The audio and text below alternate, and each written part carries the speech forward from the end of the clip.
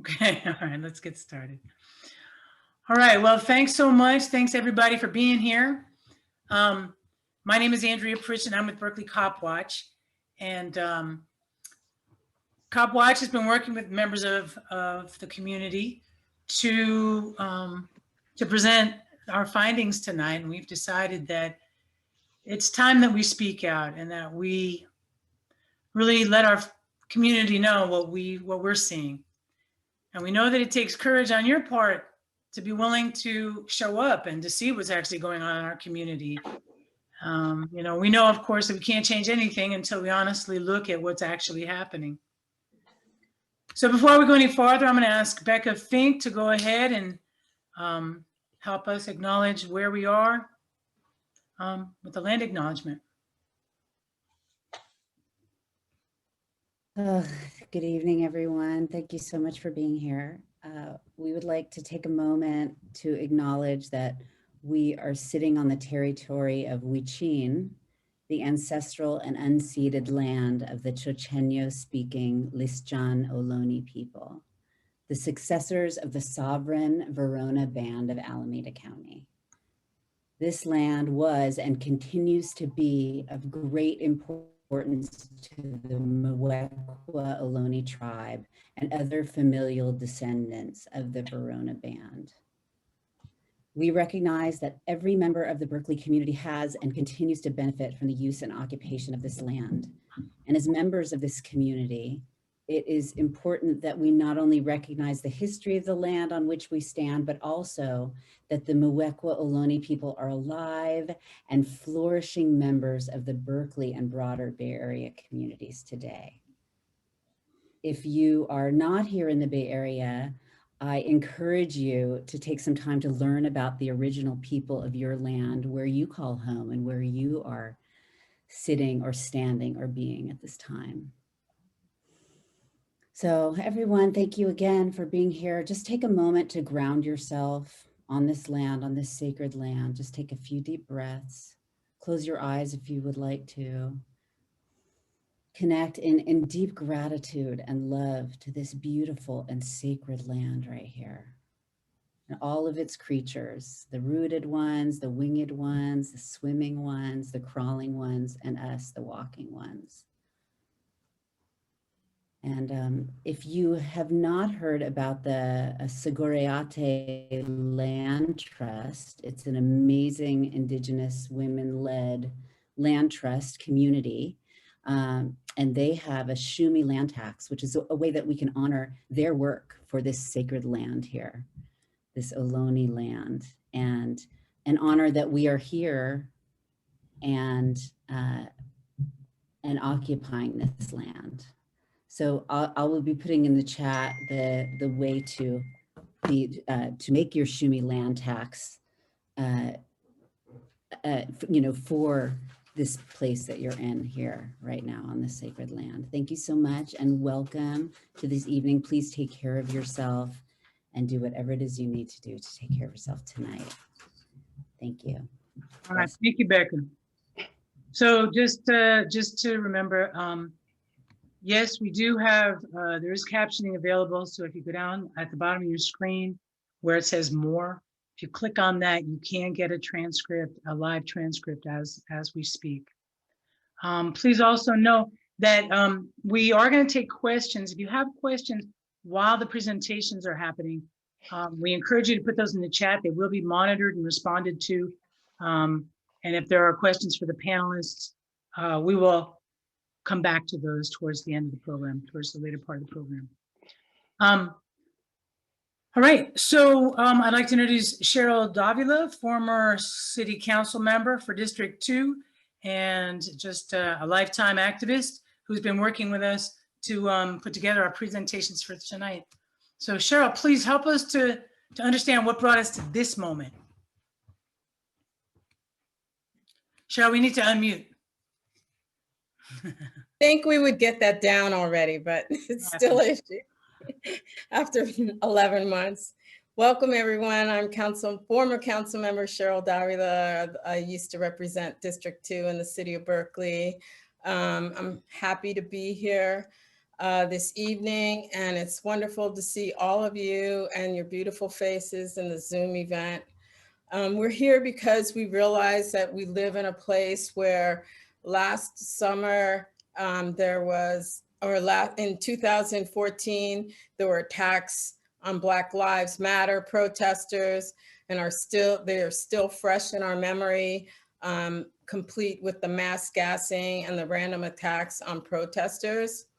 And for example, last summer, the Way Christian Center, a Black church here in Berkeley, was burned by an arsonist just hours after putting up a Black Lives Matter banner across the front of their building. And when the police and fire did not even contact the pastor to let them know that that happened until the next day.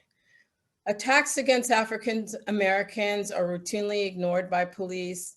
We have a long history of racial disparities in policing, a police department that refuses to address these issues and drags their feet. When I was in office, I had to take a bold move just to gain the release of the Center for Policing Equity report to be released. We had the draft, and then we had the full report, and both showed the racialized policing, which is a problem in the city of Berkeley. And that problem has escalated during COVID-19, unfortunately. The disparity has increased and continues during this time. We are concerned by the increase in secrecy and withholding of information by BPD. They have become even more secretive in their practices and aggressive in their dealings with the public.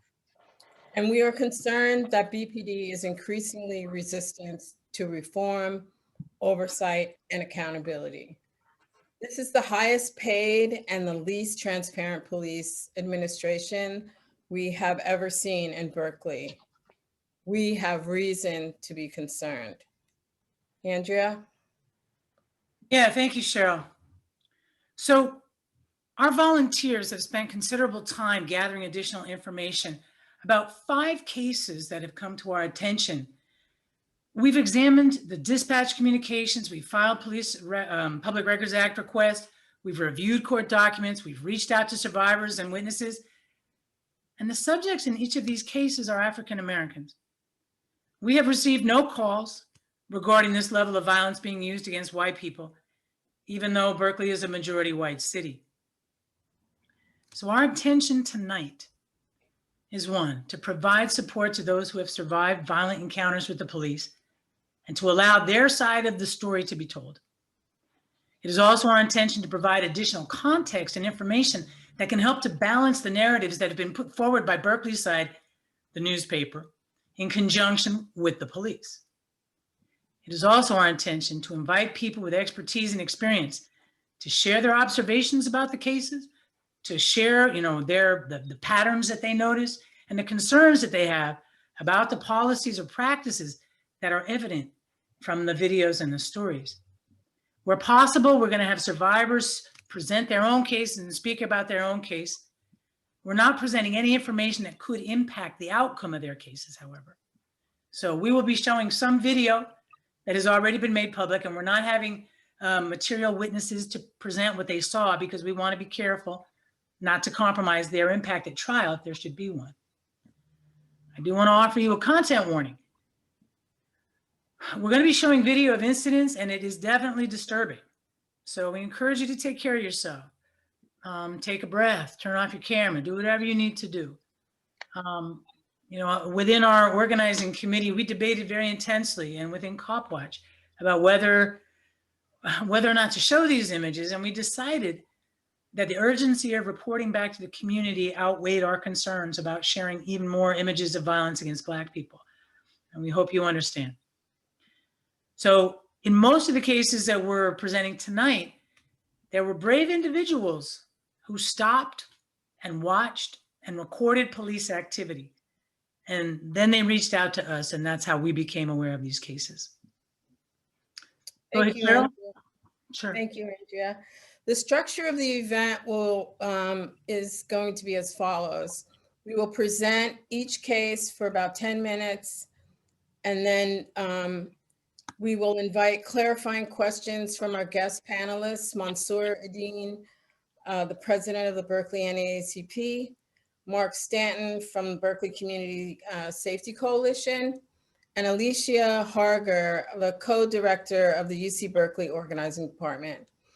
People in the audience are encouraged to post questions and concerns in the chat to the monitor.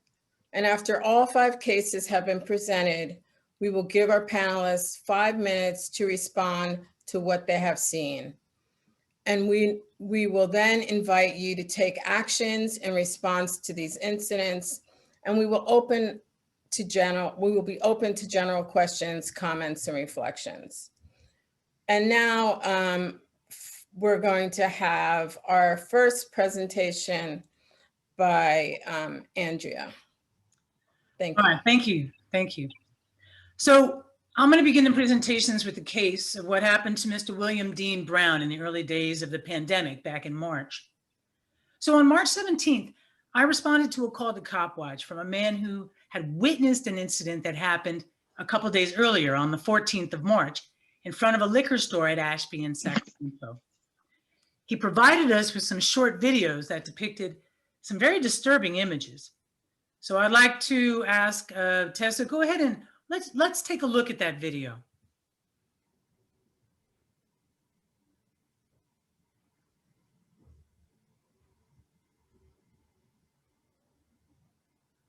We're not getting sound. I think you might need to, I think you have to share it and click those things at the bottom, those little boxes at the bottom. Computer audio. And just so that everybody knows, we are recording this event. Oh, thank you.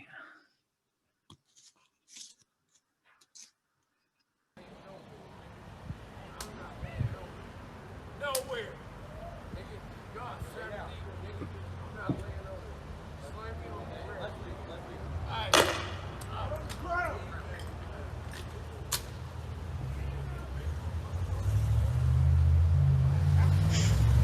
Out of here. What?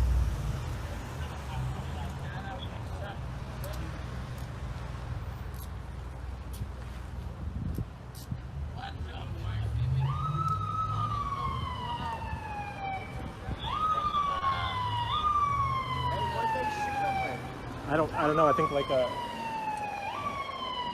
little rubber bullet. like a rubber bullet. Yeah, Man, that was fucked up. that was fucked up. Why couldn't they have just smashed on him? They could have just did a karate done chops on anything, him, right? So I'm going to take another look at that in a second, but I just wanted to share that, yes, I was concerned for these reasons. When I saw that video, I looked at it many times and yeah, the man's hands were empty and yet the officer shot him. He was on his knees. And so he certainly was not immediately able to move towards officers. In fact, he was talking to an officer when he was shot. The officers involved didn't appear to be very concerned about their safety. So I was very concerned about this video. Why don't we go ahead and watch it one more time? I'd just like you to kind of get a sense now that you know what to expect.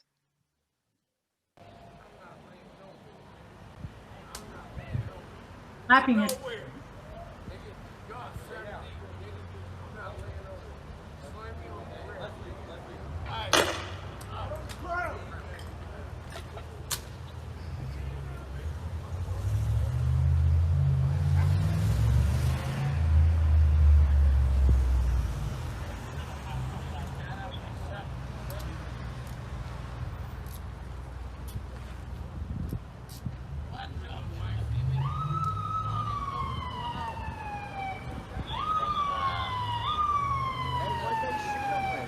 I don't know. I think like a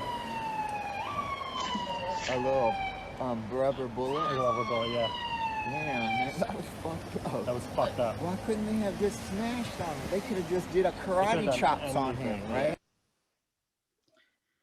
Thank you, Tessa. So I'm not going to give the name of the witness who contacted us, but I will say that he explained that he had been driving by when he saw a man on his knees. He double parked and began filming.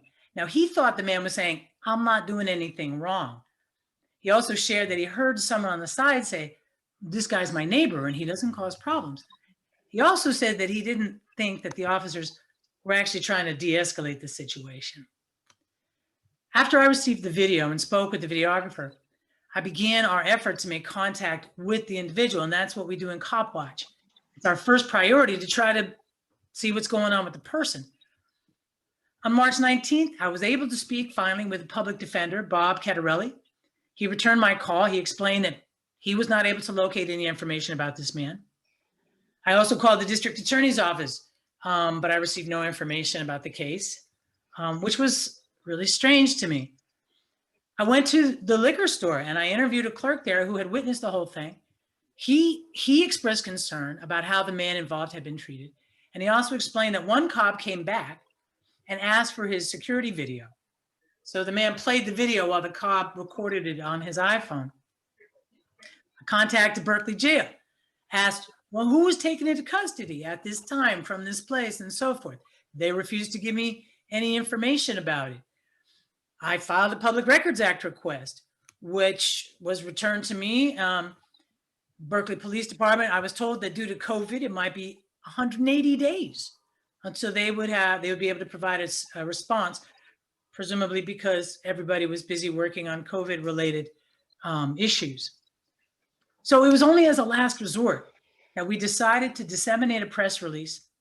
That was on April 8th, along with the video, in the hope of connecting with the subject of the stop, who we believed might need a copy of his video for his own defense, might need to connect with the material witnesses who had actually seen the exchange. As a result of releasing the video, two things happened. One, despite their refusal to release information before, Berkeley Police, as soon as, like within hours of that press release being released, suddenly BPD leapt into action. They posted on their open information portal, which the information had not been available prior to the 8th. Suddenly it was available. There was his name. There was the time. There was the information about his arrest. However, the police also released information to Berkeley side. Tessa, could you put that picture on the screen of the front page of Berkeley side? And this is all within hours. So Berkeley side took it upon themselves to provide the police justification and to, police, man with knife, threatened clerk before officer fired baton round. So whereas they said they didn't have the time, they were unable to respond to my Public Records Act request, but interestingly, they were able to proactively distribute information. So this is probably the most, I'm sure that of all the information they have, that's the most compromising picture. Oh my gosh. The person identified was a man named William Dean Brown. He's 36 years old, resident.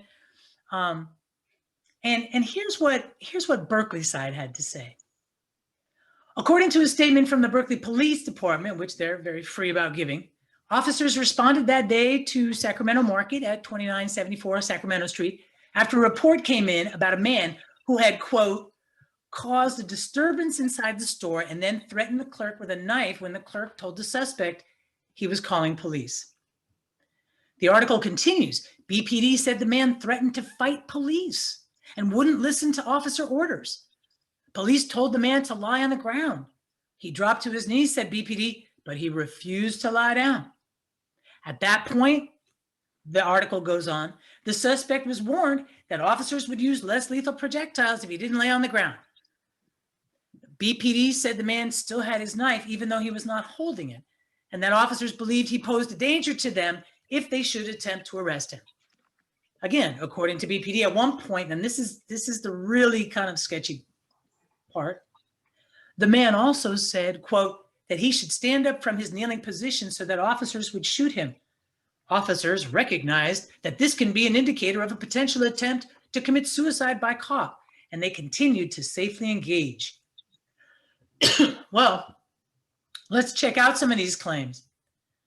According to dispatch recordings that we were able to get, the police dispatcher reported out about a possible 417, Penal Code 417, somebody accused, allegedly brandishing a weapon, a knife. There was 5 minutes and 30 seconds that elapsed from the first call to the police dispatch saying, oh my gosh, can you send an officer? To the point where a less lethal weapon, where they reported in that a less lethal weapon had been deployed and medical attention was called for. 5 minutes and 30 seconds from the officers first hearing about it to the point where they were calling for medical assistance. Excuse me. Now, although we're usually very hesitant to release video without first making contact with the person, we went ahead and released it because we thought Mr. Brown might need this assistance. On April 9th, the day after, a friend of his did exactly what we had hoped. He contacted us and he helped to establish contact between us and Mr. Brown. Mr. Brown called me the next day and he explained that he is a person who likes to fish, and he'd been at the Berkeley Marina fishing that day. He regularly wears a knife on his belt, completely legal, and was repositioning it while trying to buy a cigar in the Sacramento market. For some reason, the clerk felt threatened, refused to sell him a cigar, so he left the store. He walked across the street to U.S. Liquors. And before he could get into the store, the cops arrived. They immediately told him to lay down. He got down on his knees, but he said he didn't want to lay on the ground. So before he knew it, the police had shot him in the leg. He said that he was not given medical attention. He had a massive hematoma on the inside of his leg, which Berkeley side dismissed as a bruise. So I'm sorry that Mr. Brown couldn't be here tonight. We reached out, it's been a few months, so we reached out many times and weren't able to get him here tonight. But I can say that some of the issues that concern us are this: the level of de-escalation. How long did officers engage? How did they try to de-escalate? Yelling commands at a person who is being targeted is a way to escalate a person, not de-escalate them.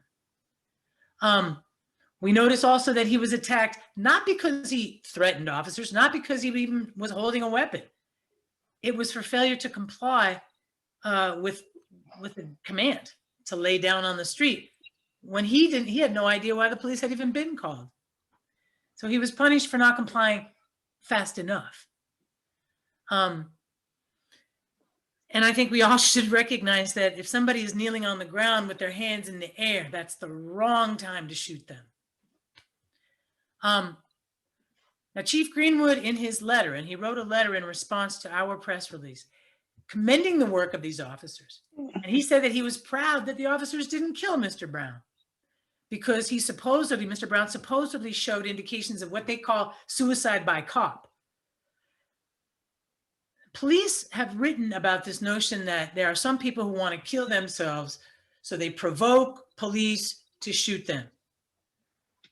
Wow, if that's what our chief of police is asserting, that this was a successful engagement because they didn't kill him, that's a pretty flimsy justification. Shooting someone who's compliant with demands, we believe, is immoral.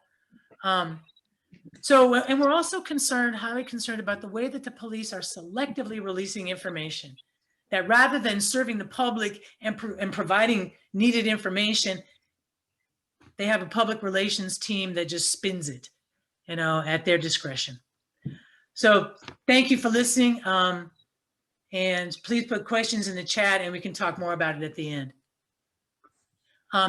Next, I'd like to invite Cheryl Davila again and Christy Stanker and Michael to go ahead and present what happened on June 30th. Thank you, Andrea.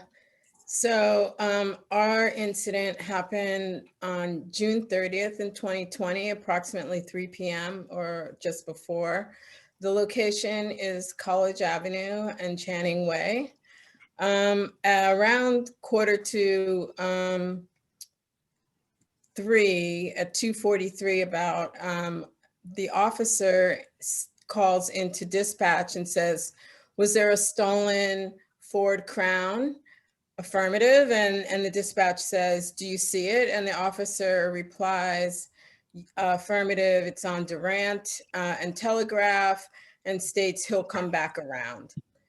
The officer then describes the car as a red and green Ford Crown with the white stripe down the side. And the dispatch indicates that the car has no license, and it's a 2007 Ford Crown. The officer then states that there is a red 5 sticker on the back. A red 5 sticker indicates that the car is registered with the DMV. And he also states that it appears to be unoccupied, and it's in front of the Kingpin Donuts on Durant. And then he states that it looks like somebody's getting into the car now, a black man, and then he began to get behind him and was waiting for backup. So he was getting behind him and following him. The officer then a little bit down the ways says to the dispatch, what's the last 4 of the VIN number? The dispatch replies with 8100. The officer says the VIN number is 6900. And then you hear the dispatch say to the officer, confirm the one again that you have. And it's that she sounds surprised in her voice. And the officer indicates that it's 6900 affirmative. Okay, and so now I'd like to have Michael, who is the victim in this case, tell the story. Thank you. Hey, my video doesn't work. Like, my camera is messed up on my laptop, so I'm not gonna be able to show my my face. Problem. Okay. No problem. So I want to just explain exactly what happened. So like I was just driving down Durant, and then I seen a cop behind me, and so I didn't think nothing of it at first. And from there, like I was like, okay, let me just let him pass through. So I parked my car, and next thing you know, the cop gets behind my car, and I think a few other cops came too, and they just pointed their guns at me. No questions asked, just like completely pointed their guns at me. And I was just so confused because I'm like, what the hell is going on? Like, how are they just gonna just point their guns at me? You know, usually if they're gonna pull you over, they ask questions like, hey, you know, we would like to check the VIN number on your car. Can you please give us your driver's license also? You know, things like what cops do when they usually pull you over. So from there, it was just like, they had the guns pointed at me, and I was confused, and I was like kind of nervous at the same time. So I was like, I'm gonna sue the police department. I'm gonna sue the police department because I felt like, as in, you know, like, why would they do that without question? And it just really confused me. So from there, I was like, this car is not stolen, because at first they wouldn't tell me why they were pulling me over.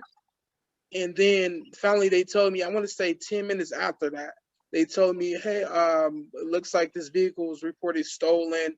And I'm like, this car is not reported stolen. It's registering my name. Like, this is my car. What are you talking about? This is my car. And so they was just like, okay, we're going to check the VIN number. I'm like, okay, you do that. But just to let you guys know, this is my car. Now, mind you, the other vehicle that got reported stolen was also my car, but it wasn't registering my name because I had just bought the vehicle from my uncle's job, because like the car that I was driving, I kept having issues with it. So my uncle sold me another vehicle. But that vehicle, when I was like coming from Vallejo, it broke down on me on the freeway. So I left it on the freeway and it got towed, and the towing company that towed the vehicle off the highway, I called to see who exactly it was that towed it, and they told me, and I went down there and I told them, hey, this is my vehicle. I wasn't able to even get it to the DMV. I had the car no more than 24 hours. They told me I couldn't get any of my stuff out of the vehicle because it wasn't registering my name, and then I would have to go to the DMV and get it. And I told them, hey, my title is in the glove box. And I guess they checked it, and then they said that it wasn't in there. And I'm just like, yes, it is. I know for a fact I left it in there. So I'm guessing they took it just so they can be able to keep the car.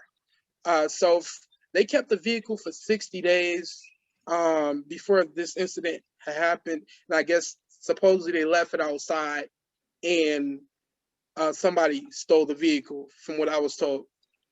So from there, it's just like, I guess after they found out that the vehicle I was driving wasn't that exact vehicle, because the vehicle that was reported stolen was a 2007 Crown Vic.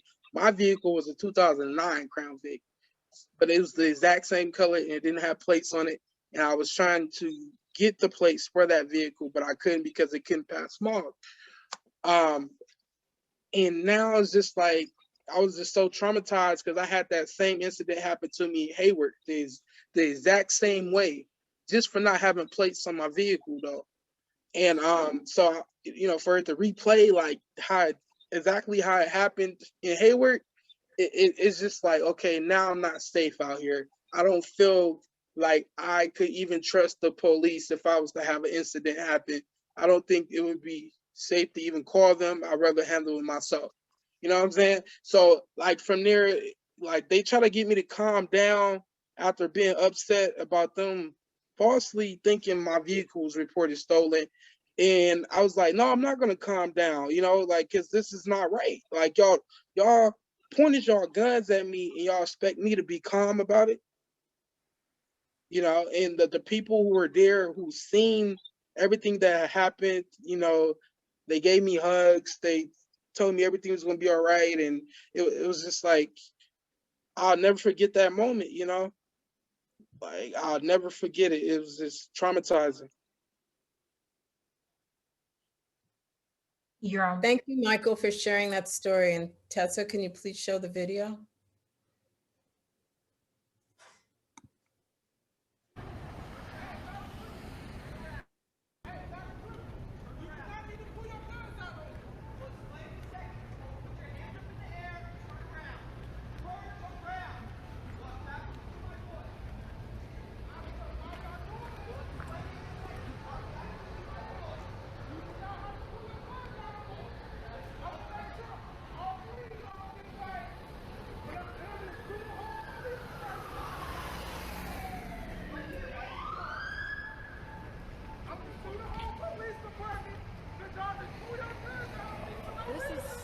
Don't worry, bro. It's recorded. You're good. I'm just driving, not doing a damn thing. And you pulled the guns out on me. What is the purpose of this? Why y'all? Bro, you arrested me for no reason. You shouldn't be detaining me. I didn't do nothing wrong but drive my car. Bro, give me my phone. Hold on. Why do y'all got cuffs on me? I didn't do anything wrong. You pulled the guns out on me. I'm suing you.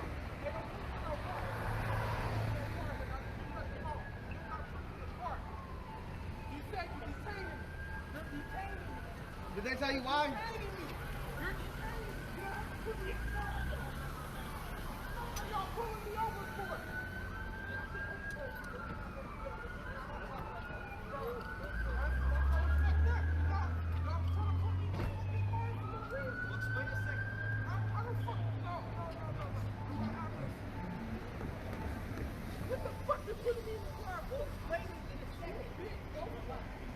Explain to the man why you detaining him.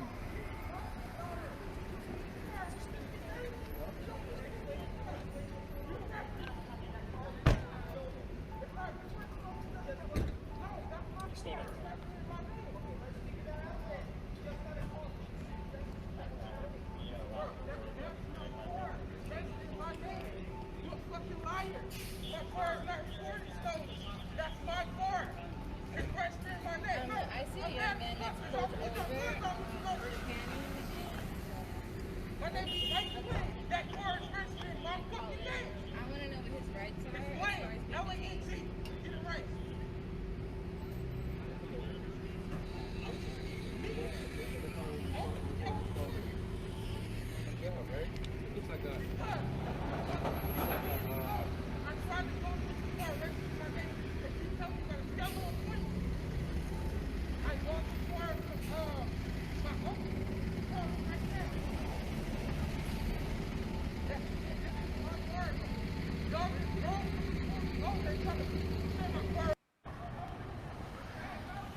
Thank you.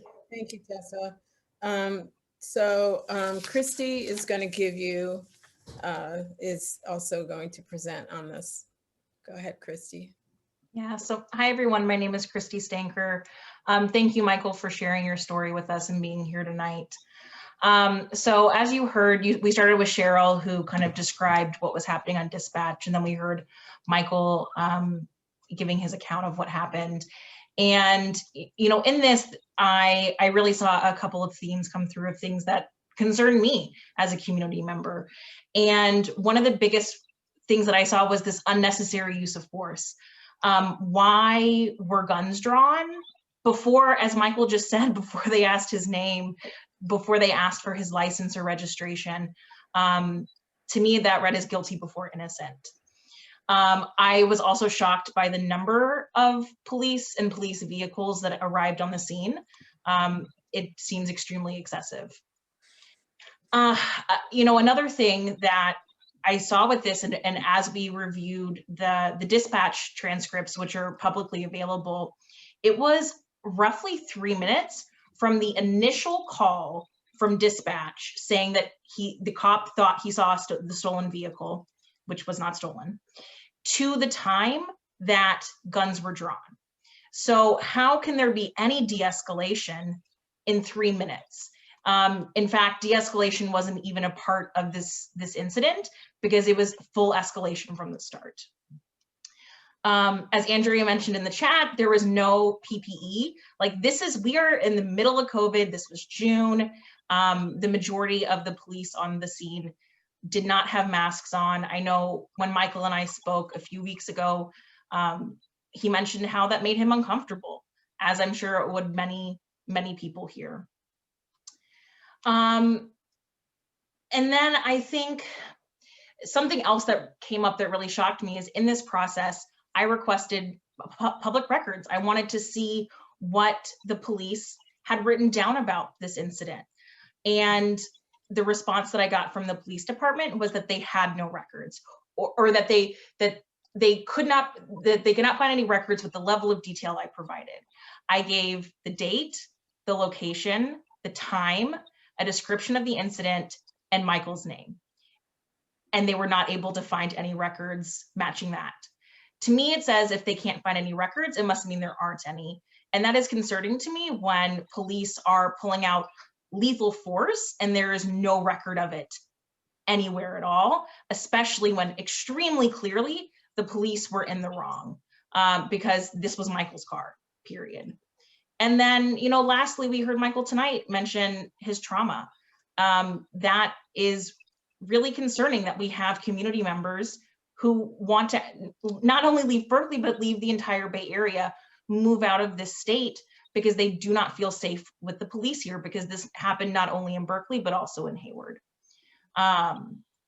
So those were some of the points that I really saw being brought up in this incident that really concerned me. So I know we're going to move on to our third incident, so I will pass it over to Nikki. I just wanted to state one more thing, which Michael said to us, which is that he's a father, he has a daughter, and he was really traumatized and concerned for his life at that time, and wondering if that would have gone the other way, what would have happened to his daughter, you know. Thank you. Thank you so much, Christy. And thank you, Michael, for being here and sharing this story. Yeah, amen. Thank you. Before we get going, thank you so much, Michael and Christy and Cheryl. Just want to check with our panelists. If you have any clarifying questions that you want to get out of the way right now, please feel free to ask them now. So we're talking to Mark Statton from the Berkeley Community Safety Coalition. Mansour Ideen is from the NAACP. And we also have Alicia Harker, co-director of the Berkeley Organizing Department. Do you all have any clarifying questions, or are you okay if we move on? I have one question. Please. I'd like to ask Michael if once the the misapprehension was cleared up about the car and all of that, and when he was let go, did the police say anything to him? Was there any kind of apology given at the scene, or an acknowledgement that they had made any kind of a mistake or anything like that? What was the human element of that interaction at the end of that, if any? Well, I spoke with the chief of police, and I don't feel like the apology that they gave was really sincere. And then the fact that they kind of like just try to normalize the fact of what they did. Like, they didn't really want to like acknowledge the fact that they were in the wrong and that I was traumatized from that situation. Also, it's just like, I never heard back from the chief of police. I think he was supposed to contact me back in regards to the incident, because they did give me their badge numbers. Well, actually, I asked for one of the cops' badge numbers, and he wouldn't give it to me, or his name. And there was like a lot of more cops there, and then they just kind of disappeared. I don't know where they went to, but yeah, they brought the chief of police there, and like, I was just mortified. I was like so pissed off. And another thing, they did do a legal search. They searched my vehicle without my consent. Did you say that the chief showed up at the scene? He came to the scene? He came after everything kind of like transpired. Like, he came after the cops had left, the ones who drawn their guns at me. Like, that's when he came. He came after. But he really just tried to clarify why that happened, saying that it was this protocol, and that they do that when vehicles are reported stolen. Got it. Thank you very much, Michael. Thank you. Were there any Let's go ahead, questions Nikki. from the first one? So we'll go ahead and let Nikki present. If the panelists, at any point when you have questions, just go ahead and pipe up. All right, thank you. Thank you, Andrea. Thank you, survivors, for being here. Good evening. My name is Nikki. I'm a volunteer with Berkeley Cop Watch. Tonight, I will be describing an incident that took place about 6 months ago on a hot summer night of July 30th of 2020. Now, I do have a content warning. I will be describing details of an incident of police violence against Black youth. Please do what you need to do to take care of yourself during this presentation. And for some of you, that may mean turning off your screen or stepping away for a moment. At around 9:20 p.m. on July 30th, Berkeley police officer Sherry Miller fired her gun 3 times at 3 Black teenagers who were in a car outside of the CVS pharmacy on Rose Street in North Berkeley. The driver of this vehicle is a young man named Brandon Owens, who was just 19 years old at the time, along with 2 very young people as passengers. 2 minutes earlier, Officer Sherry Miller, who had been parked at the Safeway across the street from the CVS at the time, sees and observes what she believed to be a theft in progress. She pursues and rolls up on them with her weapon drawn and shouting as if it were a felony stop, as opposed to like a misdemeanor or something more minor. Officer Miller uses absolutely no de-escalation skills here. And within 10 seconds of arriving, she was pointing her gun at the Black unarmed youth as they were hurriedly loading their car. She's approaching the car with her gun drawn on Brandon, who's standing with his hands up, and the officer demanded that he get in the car. So he gets in the car. After yelling confusing orders, she ended up firing 3 rounds at the youth in their car while they were starting to drive away. When this officer, well, I want to mention, it's worth mentioning here that Officer Miller was new, had been with the force for less than a year, on the job for less than a year. When this officer made the snap judgment and drew her gun and shot 3 rounds at 3 non-threatening Black teenagers, she was acting under her own justification that she believed she had witnessed a theft. Thankfully, nobody was hurt, but these young people of color could have been seriously injured or killed due to the actions of Officer Sherry Miller on July 30th. In a post-interview with Officer Miller, she states her reason for firing the gun was to stop the threat of being hit with their car. But after watching video footage from bystanders recorded on a mobile phone, we will clearly see that Miller was behind the car, which was driving away from her and was trying to safely exit the scene when shots fired, practically at their backs. Now, please be aware that we were going to be starting the video now. From where we're about to start this video, Miller has just finished issuing a string of confusing commands. With her gun drawn and pointed, she tells Brandon to get in the car. He asks, "Are you sure?" She says, "Yes, get in the car." Brandon calmly gets in the car at her command, and this footage is what proceeds from that moment.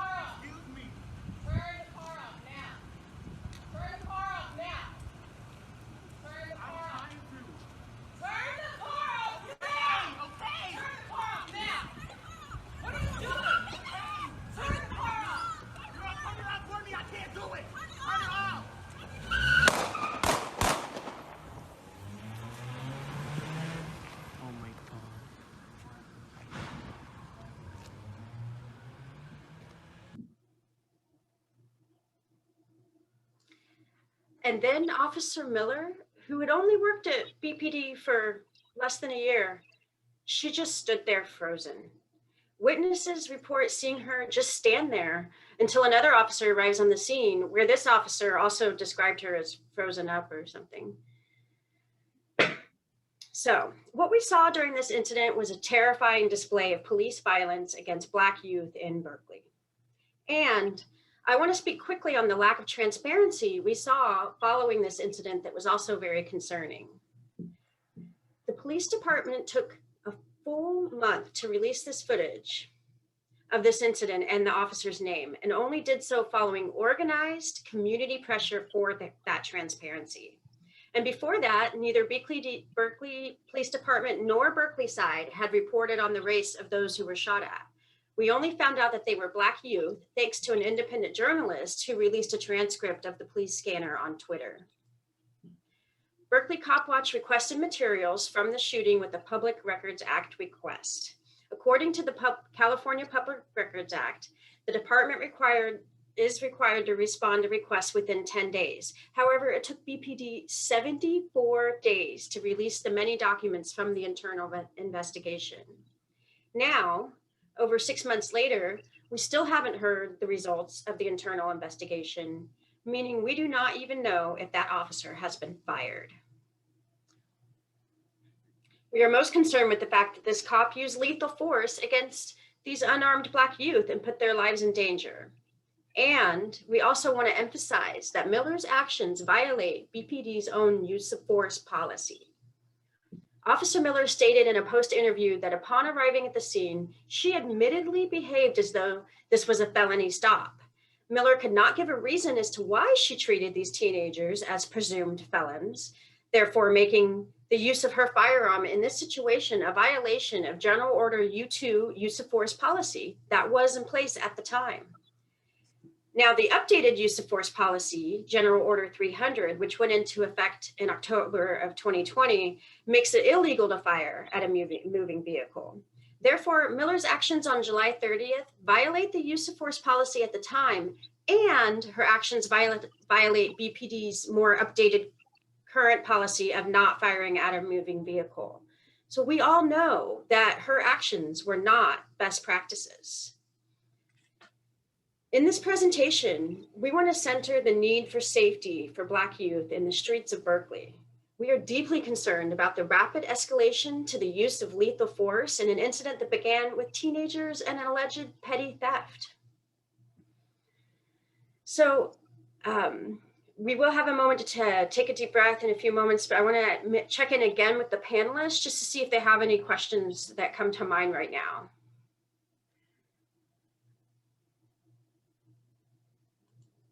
I was wondering if you guys have knowledge, what is BPD's official policy in terms of firing or laying off or giving administrative leave to people who commit acts of violence like this?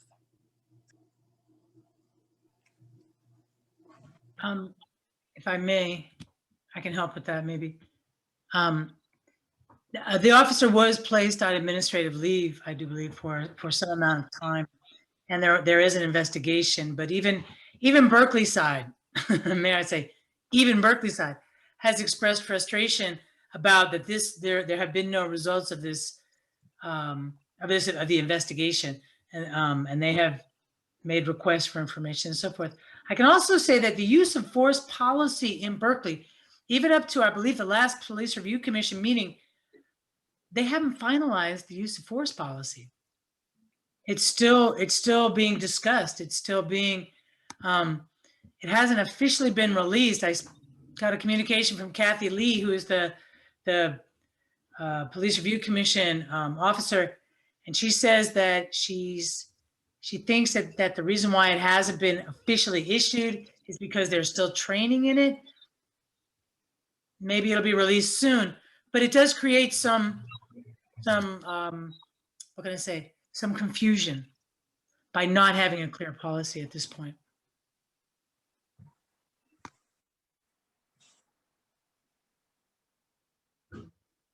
Great, thank you. We can probably keep it moving. If you would like to invite you to take a deep breath. Some people are lighting candles or spraying their air freshener, whatever you need to do to take care of yourself for the rest of the presentation. Thank you all so much.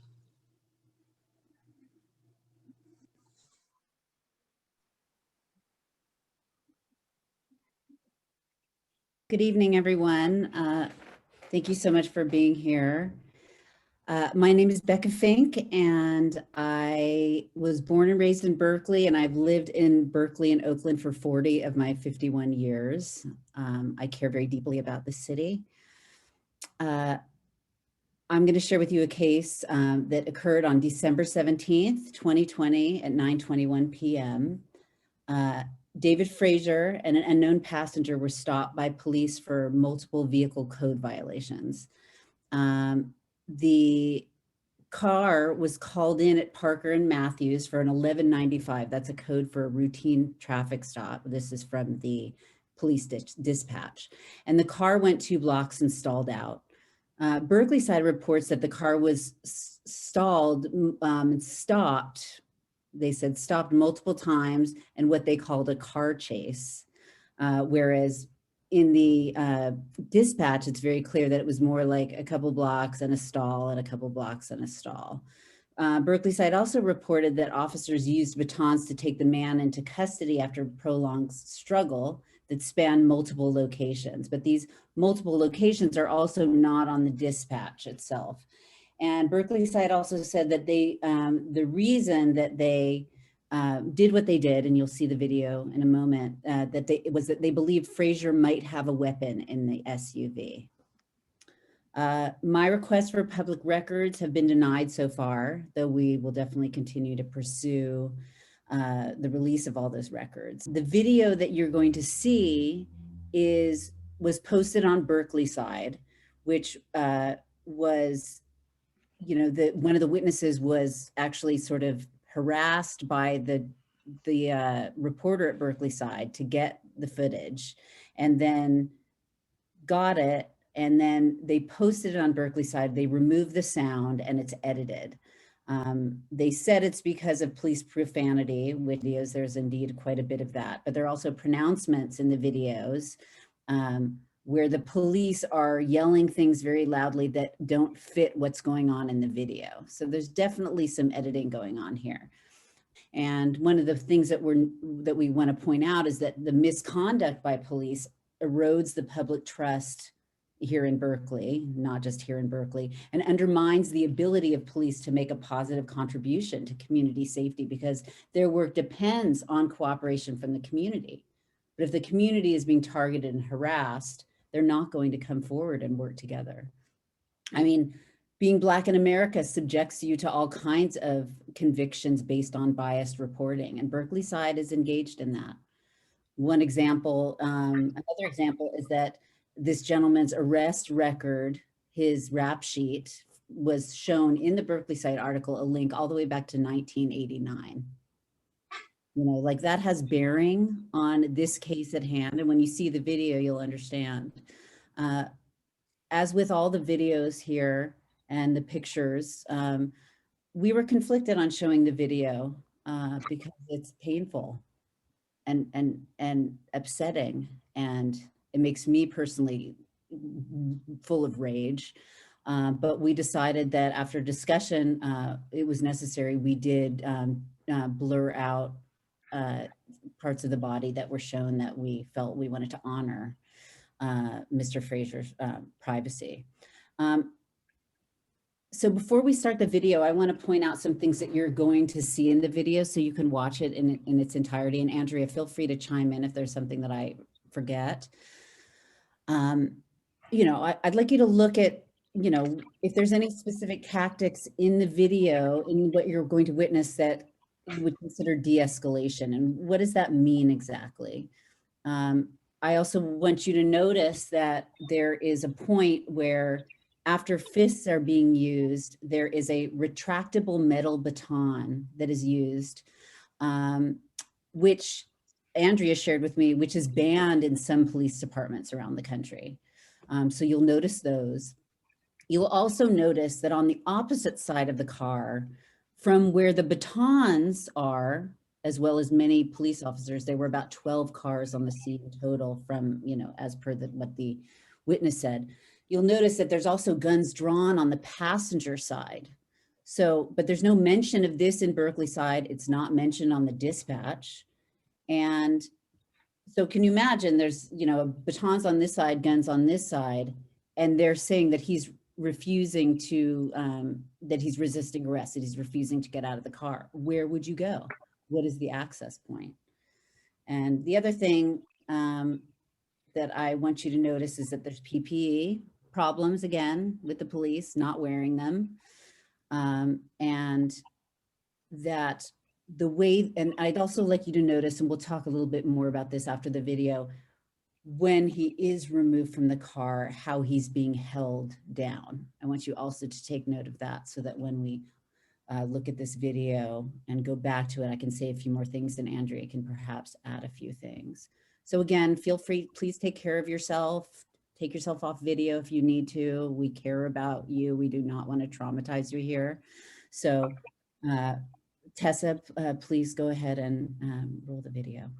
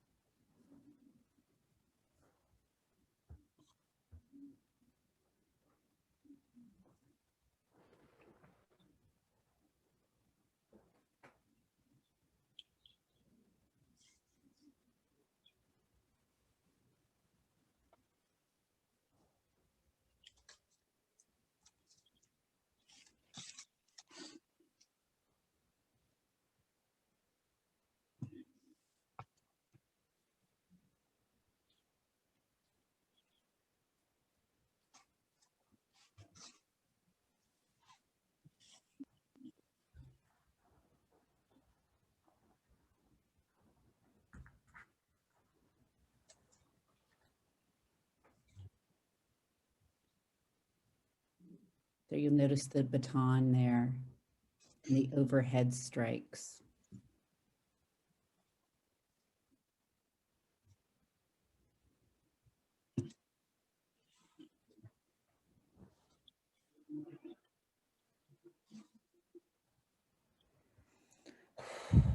Theoretically, they're trying to get him out of the car, but bear in mind that he's distracted, understandably, by the officers who are pointing guns at his passenger.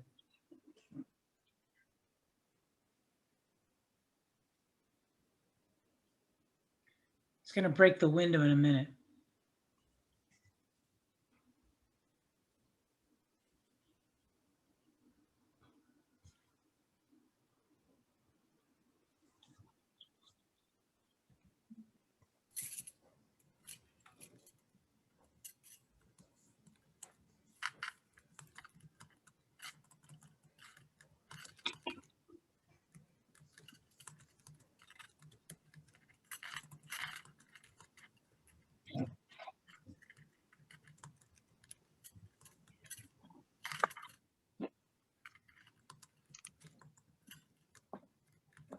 Justification for the gun in this situation was that officers thought that he might have had a gun.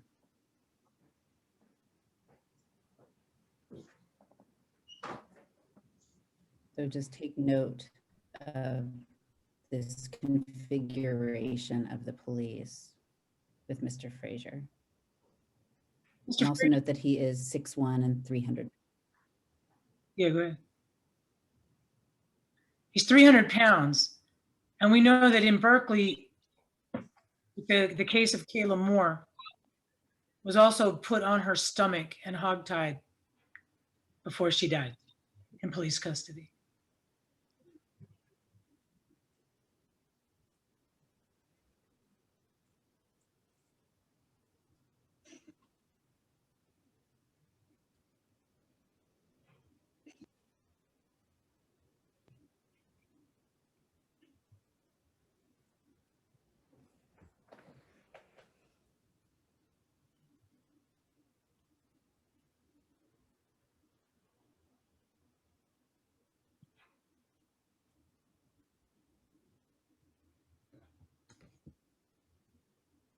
Missing PPE, masks down below the nose.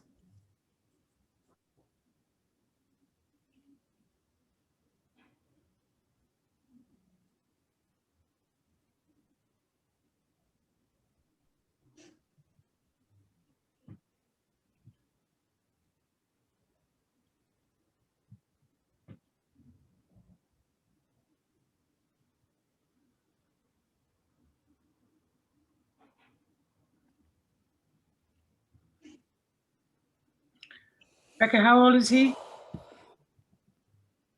55? is 55.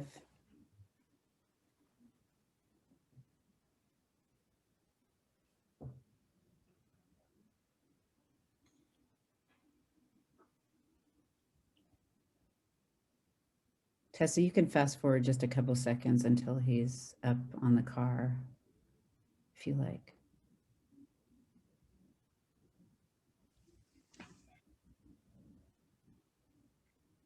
So I don't know why he's put up there leaning against the car like that, trying to balance himself. He's been beaten by a baton. He's probably pretty injured.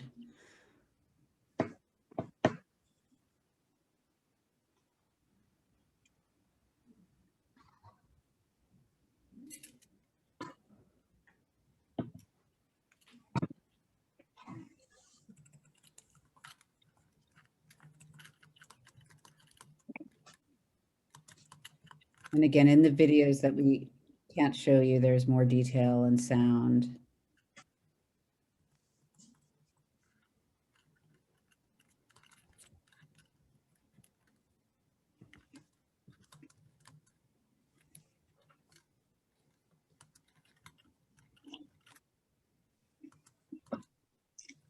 I think that's good, Tessa.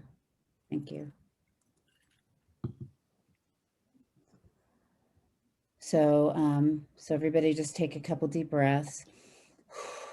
I know that is very painful to watch. I want to just say a few things that the witness expressed. Afterwards, he did speak to the police. And he spoke to a lieutenant who was saying things like, oh, it's not what you think. You don't know what he's done. Oh, but we can't tell you anything about the charges. She was telling him about the great training they get in mental health and de-escalation. And so I didn't see any of that de-escalation. And again, like Andrea was saying, this was this asphyxiation of putting weight on someone, especially with someone, you know, who's older and you know, larger, can lead to death, as it did to Kayla Moore in 2013.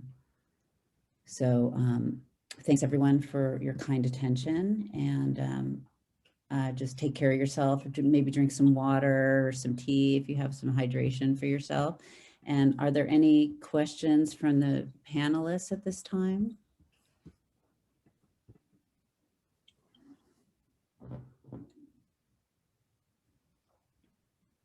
Okay, well, we'll have time at the end for comments and thoughts, and I'm going to pass this on to my dear sister, Ilana Auerbach, to present on our final case this evening.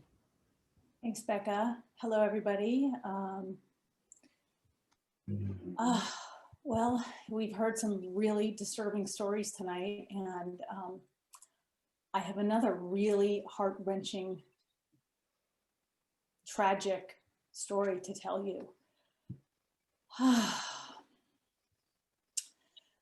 So on the evening of Saturday, January 2nd, so just a month ago, Vincent Bryant, who was unhoused and has been diagnosed with mental illness, was hungry.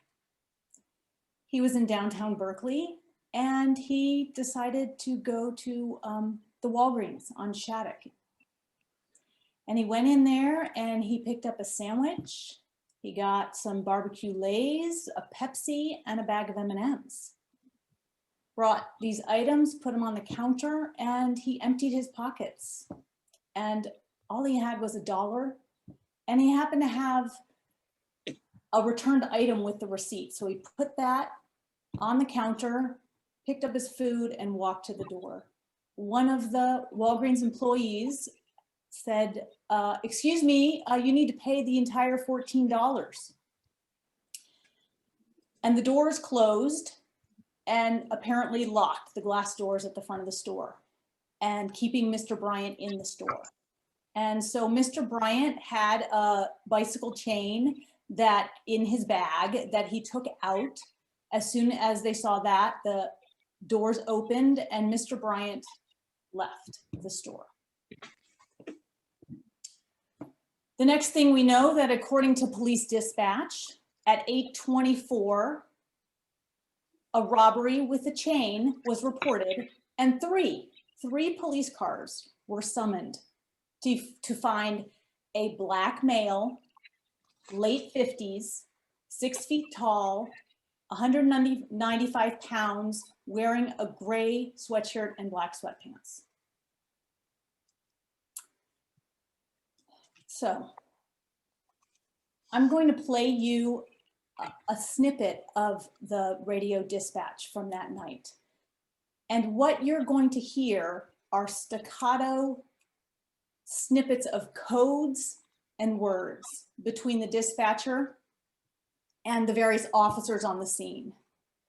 And what I want you to listen for is, first I want you to listen for this phrase. RP is an employee and thinks it's a possible 5150.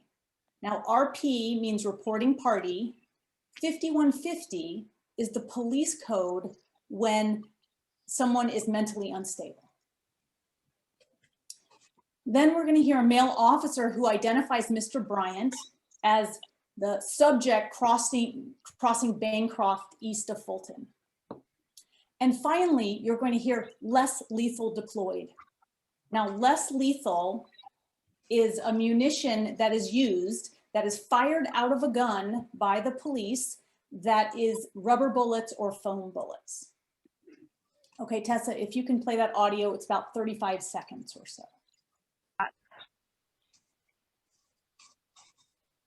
RP is an employee and thinks it's responsible 5150. I got it. I'll be 1194 on subject, Croft east of Fulton. Copy 1194 Bancroft east of Fulton. Units copy that. 4, I'm with him. 4 check with Adam 7. 6 dark my current and show me 97 with them as well. Copy. 5 less lethal. Right, so got a relay. Got the chain. Another unit with less lethal. You with less lethal, so 33.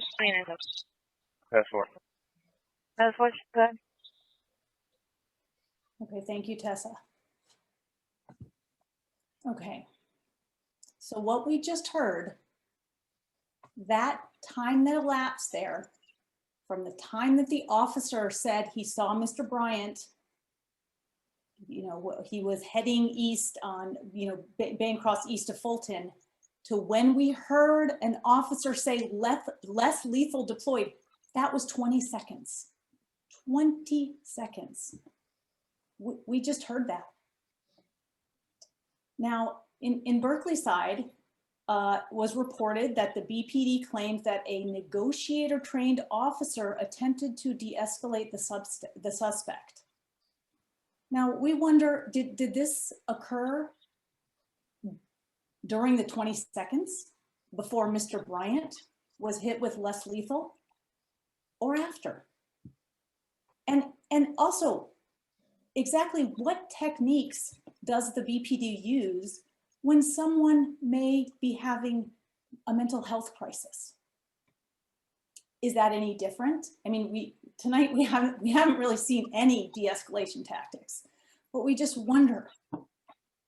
Berkeley side also reports, and this is a quote, police ultimately fired several rounds of less lethal munitions at the man when he refused to obey verbal commands.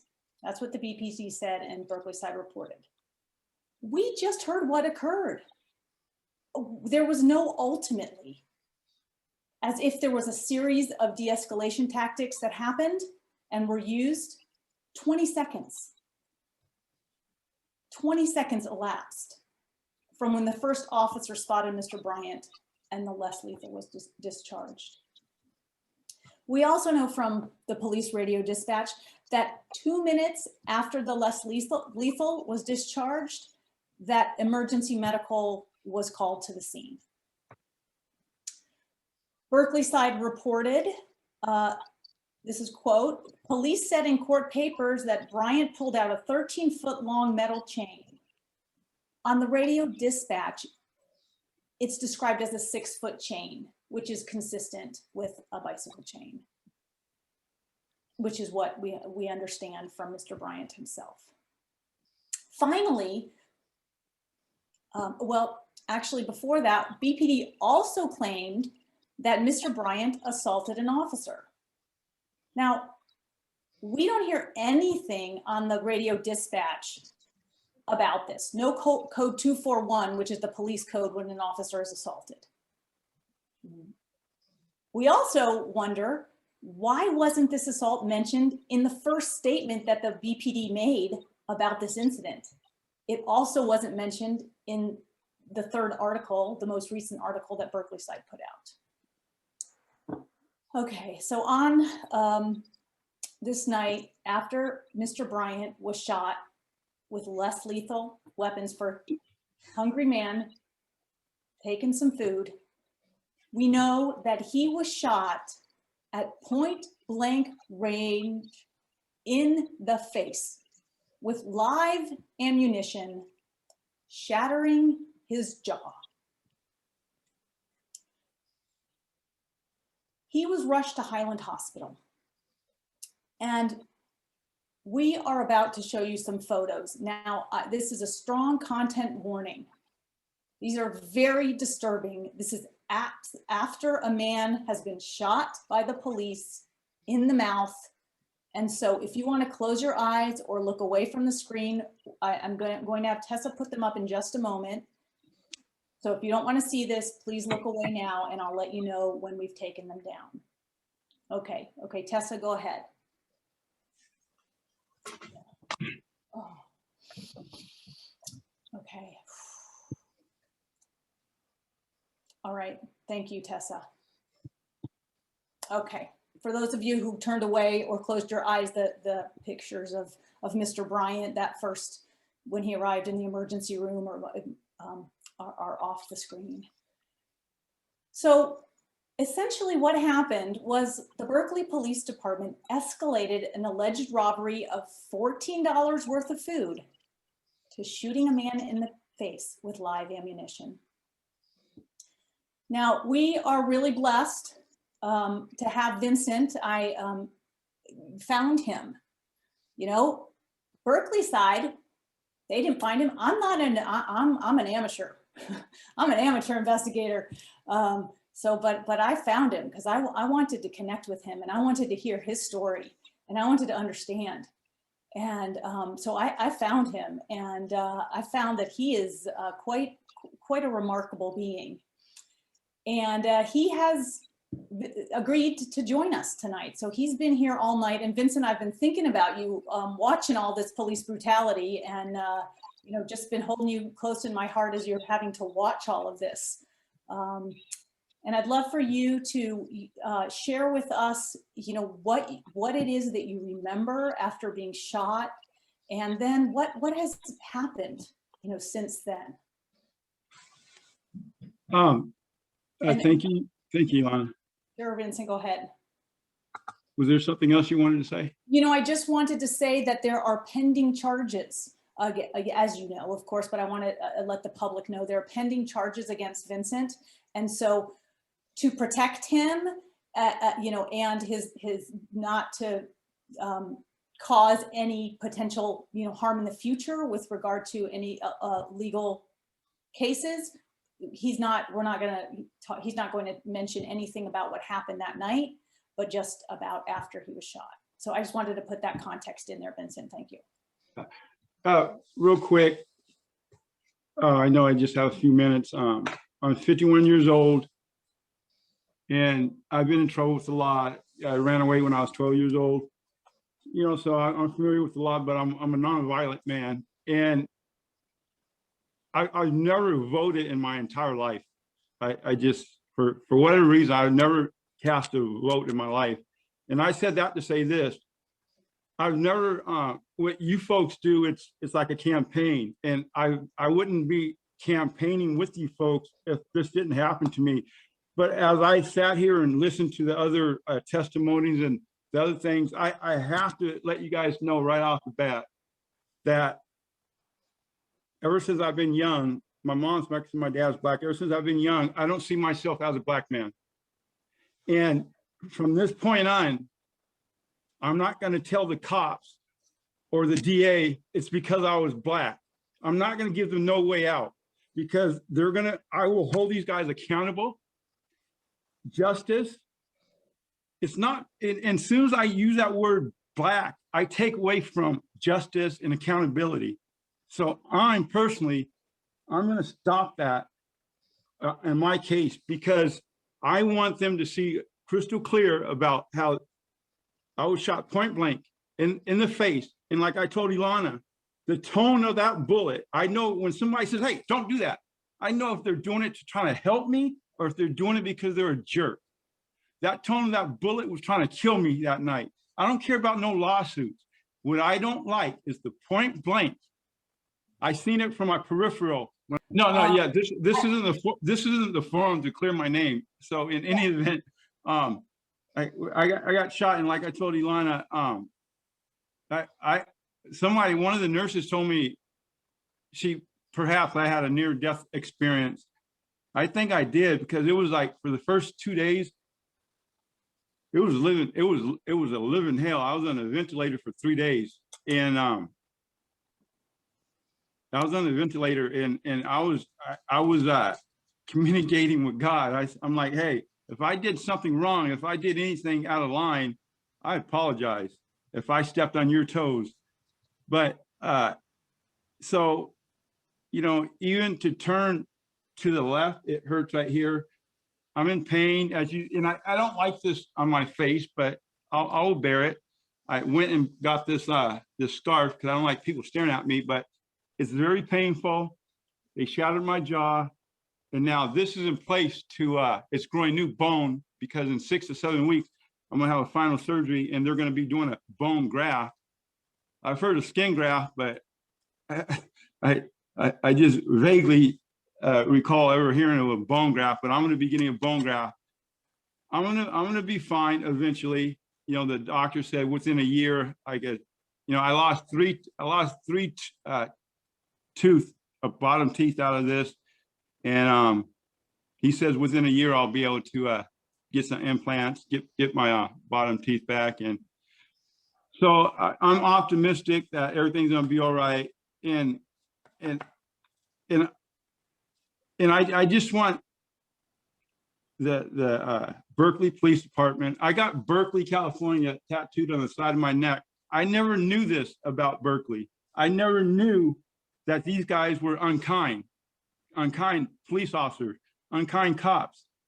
I go to UC Berkeley all the time to meditate and just to hang out there, until I met Ilana. Then hearing these different stories, I did not know they had it in them to be this way. But because it happened to me, and it didn't happen to any of the people that are reviewing this,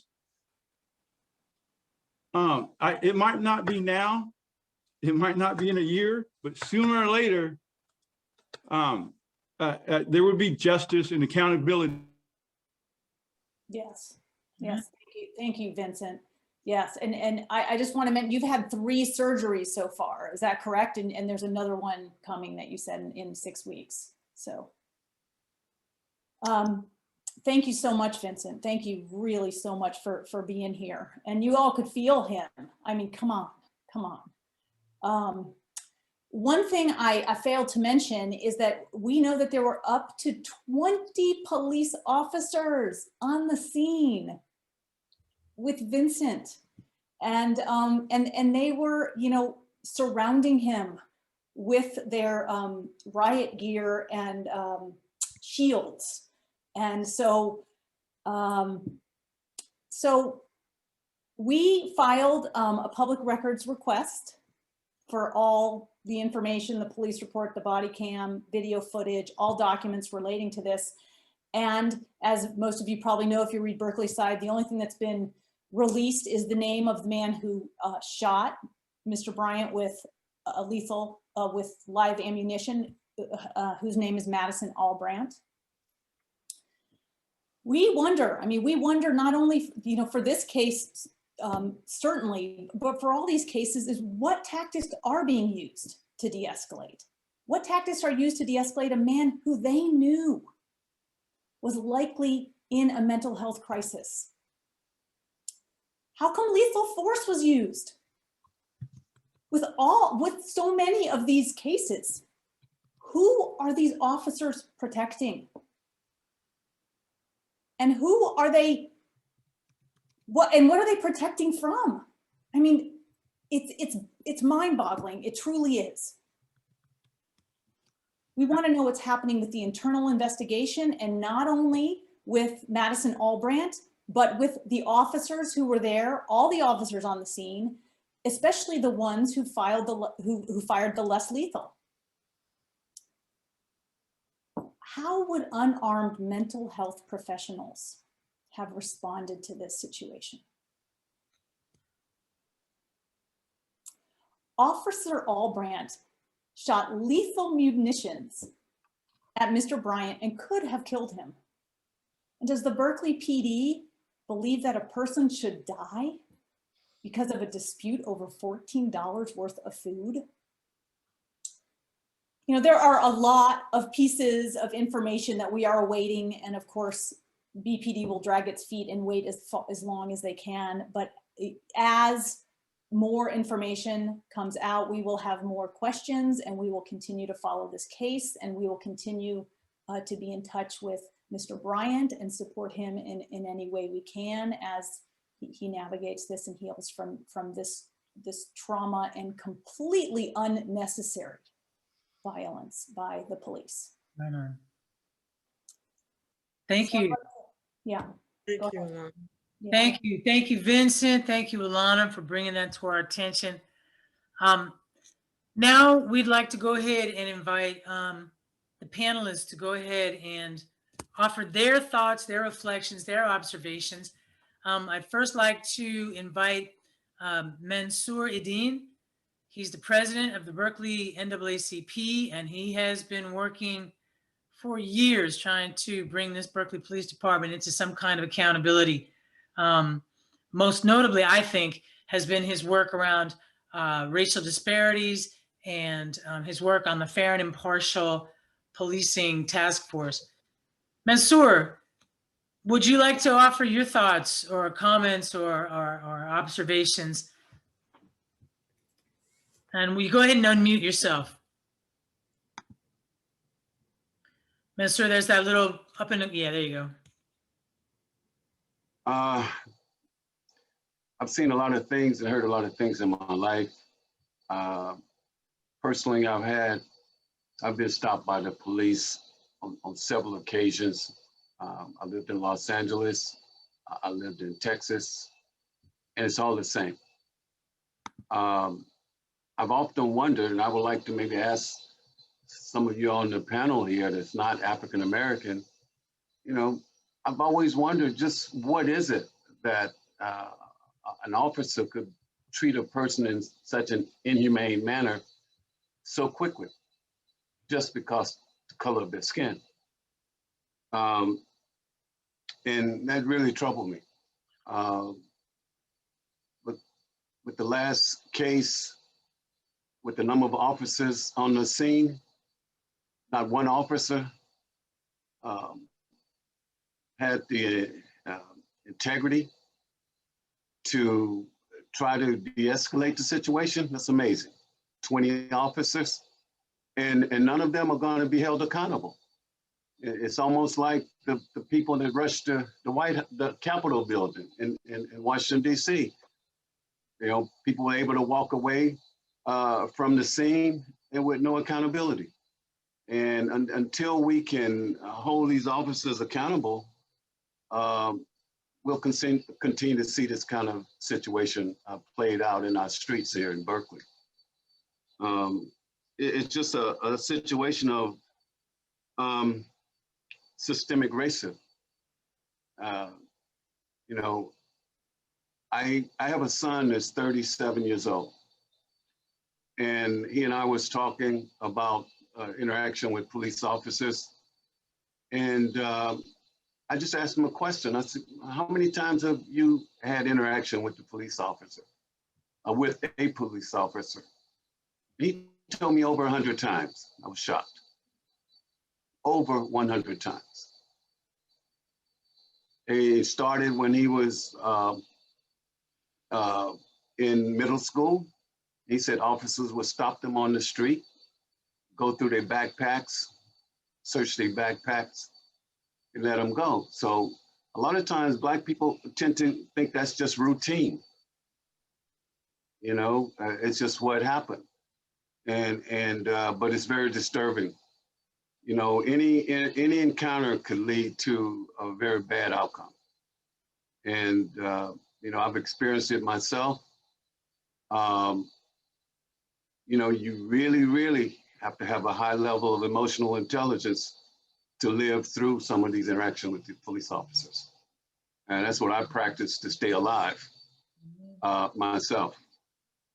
You know, after witnessing what happened in Washington, D.C., at the Capitol building, the horrific attack on the building itself by the violent mob, we saw clearly an example of basic, blatant double standards in policing, you know, and it has to stop.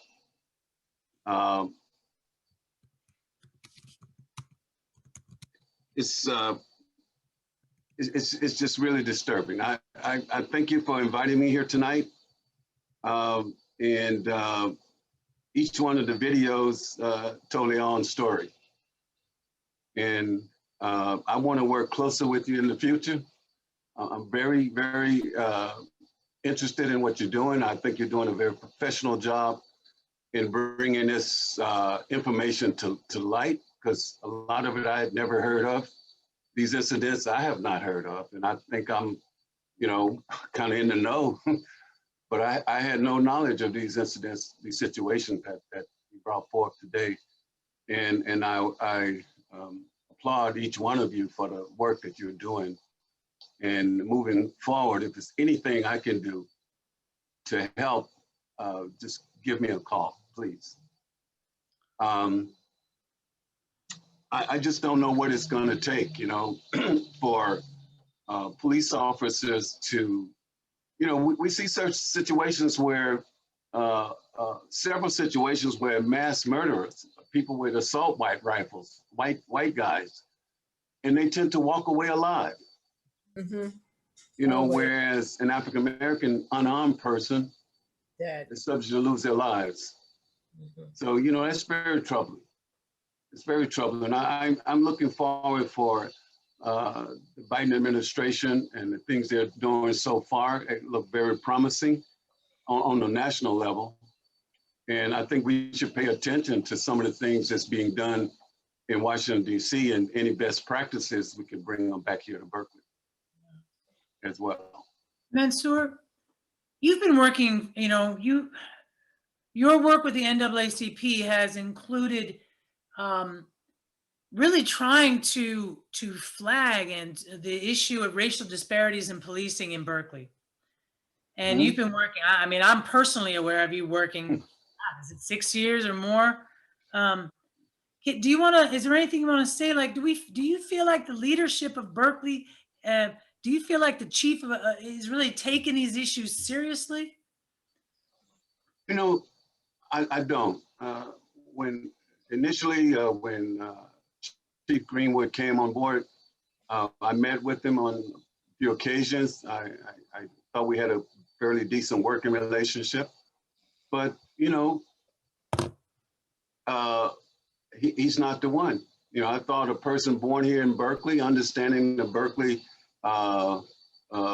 way things happen here in Berkeley, at least the way Berkeley presents itself to the world. And, I thought he would perhaps work out here, as a citizen of Berkeley, working for the police department 30 years plus. I had hope for him, but I lost it very quickly.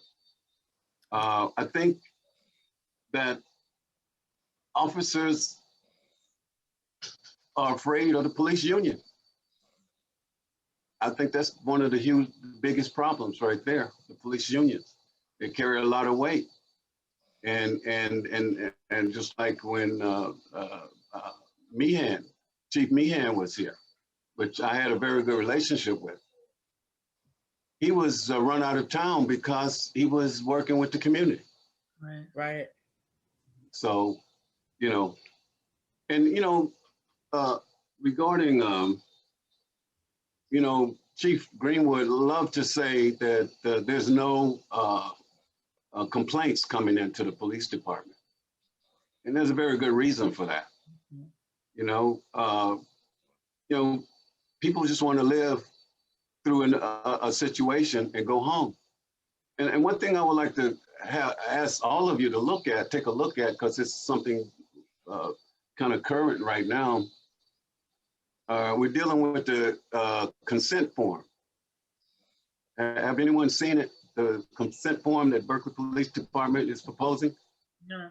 Well, this consent form is horrific. It's almost like an entrapment. So I'm looking at it very close. I would like for you guys to take a look at it. It has a statement on the consent form that says, you're consenting to allow Berkeley Police or any law enforcement person to search your car and your home and your resident. And then you talk about a traffic stop. Why would they want to search your home or have permission? And once you sign that form, they have total control to exploit your situation any way they choose. So it's really something that you should take a look at. I had never seen it. I got a copy from Tano, Jesse's chief of staff, and I couldn't believe it. And So that's superseding a warrant then? Yes. Damn. Yes. Yes, it is. Wow. Yes. So they get you to sign it when they pull you over so they can look through your car and then go to your house if they choose to. Absolutely. Absolutely. Oh my goodness. Absolutely. That's insane. Yeah. Mm-hmm. That doesn't even seem legal, but thanks for the heads up.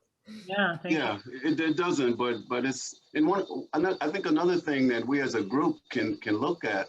I mean, we know that from the situation in Washington, D.C., there was at least 13 or more police officers that was involved.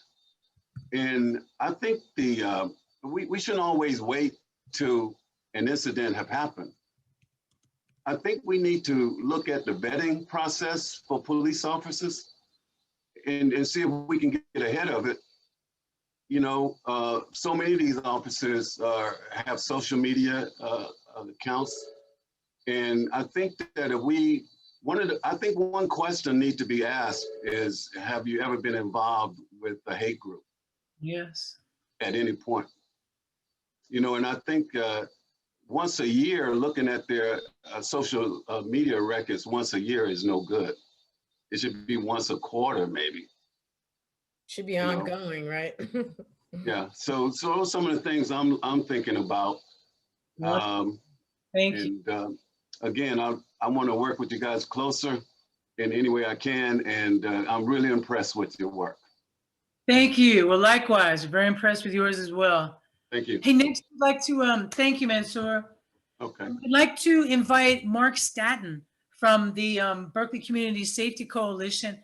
Mark, was there anything that you noticed about the presentations tonight, and what sticks in your mind? Yeah, it's really quite, it's a lot, you know, looking at all these things is very overwhelming. But there are definitely some takeaways that that really stand out. You know, as everybody in this call probably knows, Black Berkeley has really shrunk from a high, I think, of 40% at one time. Black people, a town where Kamala Harris could grow up to become vice president. We have now, like, I think about 8%, something like that. And what's happening is a strange dichotomy is occurring. It seems like as Berkeley becomes less brown and black, being brown and black in Berkeley becomes more suspect. So it's sort of like you become a suspect because you're brown or black in a town that's no longer brown and black. So it's a very strange thing. You know, people have asked on this call, you know, why is it that the police are doing this kind of thing? And why is it that this is happening? And it feels like it's a sort of it's a complicated answer, but it's also an easy one. And one of the things that's very easy to, I think the police look at things in terms of who's a citizen, not legal citizen, but a person who they need to worry about, and who's somebody they need to protect the citizens against. So for example, in COVID, many more Black and brown people have been stopped than usual. You know, there's this heightened sense of safety, or of trying to make sure that, you know, the people that pay a lot of money to live in Berkeley are protected, it feels like. And I think it's just something that filters down. I mean, it filters down, I think, to the population as well. Many people probably will remember the Kamal Bell incident, where a waitress looked out the window of the coffee shop and saw a Black man talking to a white woman. In this case, it was a famous comedian talking to his wife, but she shooed him off because it was like, hey, black man, what are you doing bugging the customers? Mhm. You know, there's this sense that we really just live in a place that has two standards, you know, and it feels like I don't know for a fact, but I have a sense that the police don't look at our homeless population as citizens or people that need to be protected. They look at them as potential problems that need to be rounded up Mhm. and controlled. And it's so ironic because really probably our city hall has never been browner and blacker. You know, our Berkeley staff, our mayor, you know, Cheryl and her seat now, Terry, you know, we have brown and black people who are exemplary models of leadership in our town. And yet somehow anyone who's black knows you walk around in Berkeley and you might get a smile, but you'll also get that second look. Are you somebody who's going to steal something? I get it all the time. Are you somebody who's going to, you know, are you one of the good ones? Okay, we'll let you pass, you know?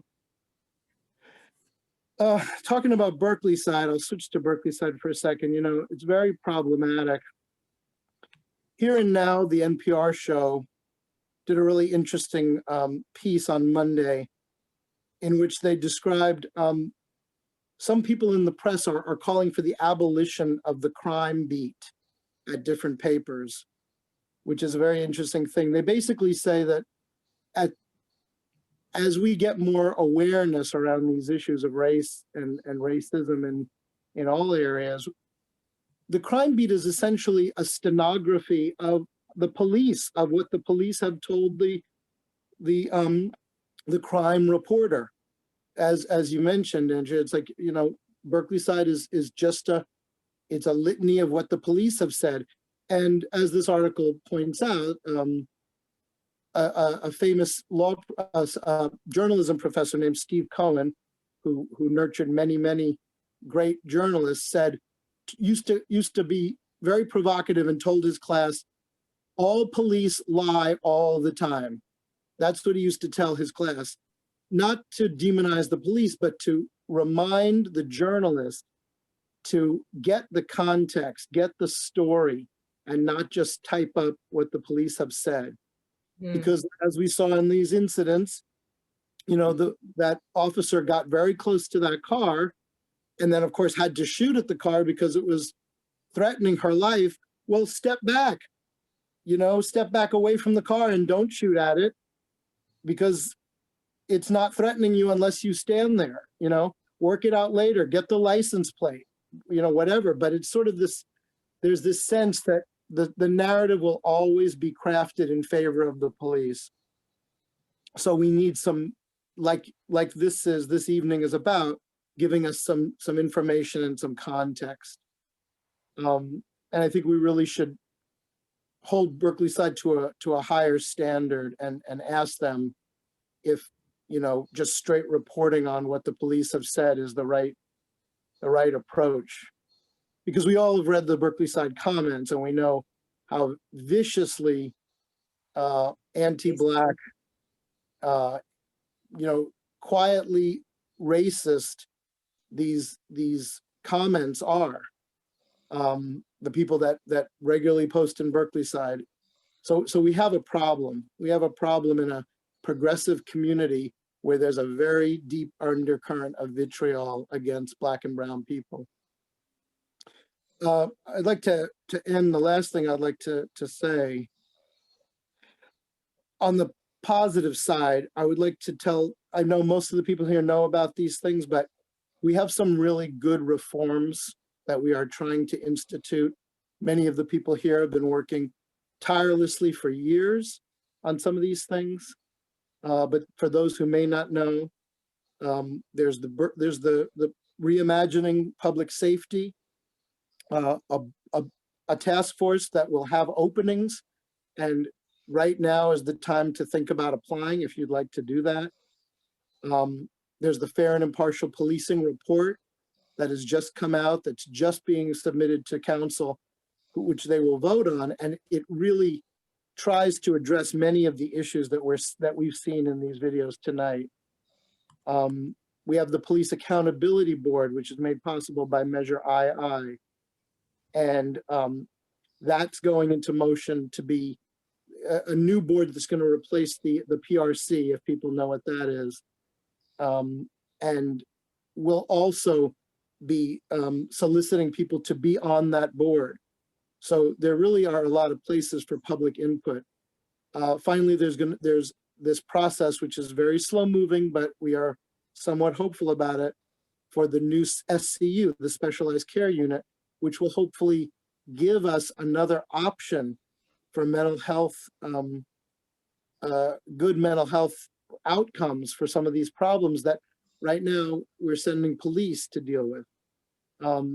Anyway, I don't want to take up a lot of time with that, but if anybody, and I don't know that there's anybody in this call that doesn't know about those things, but if there are, please contact me, or you can, I think, send an email to the BCSC email address, but I'll put my address in the chat.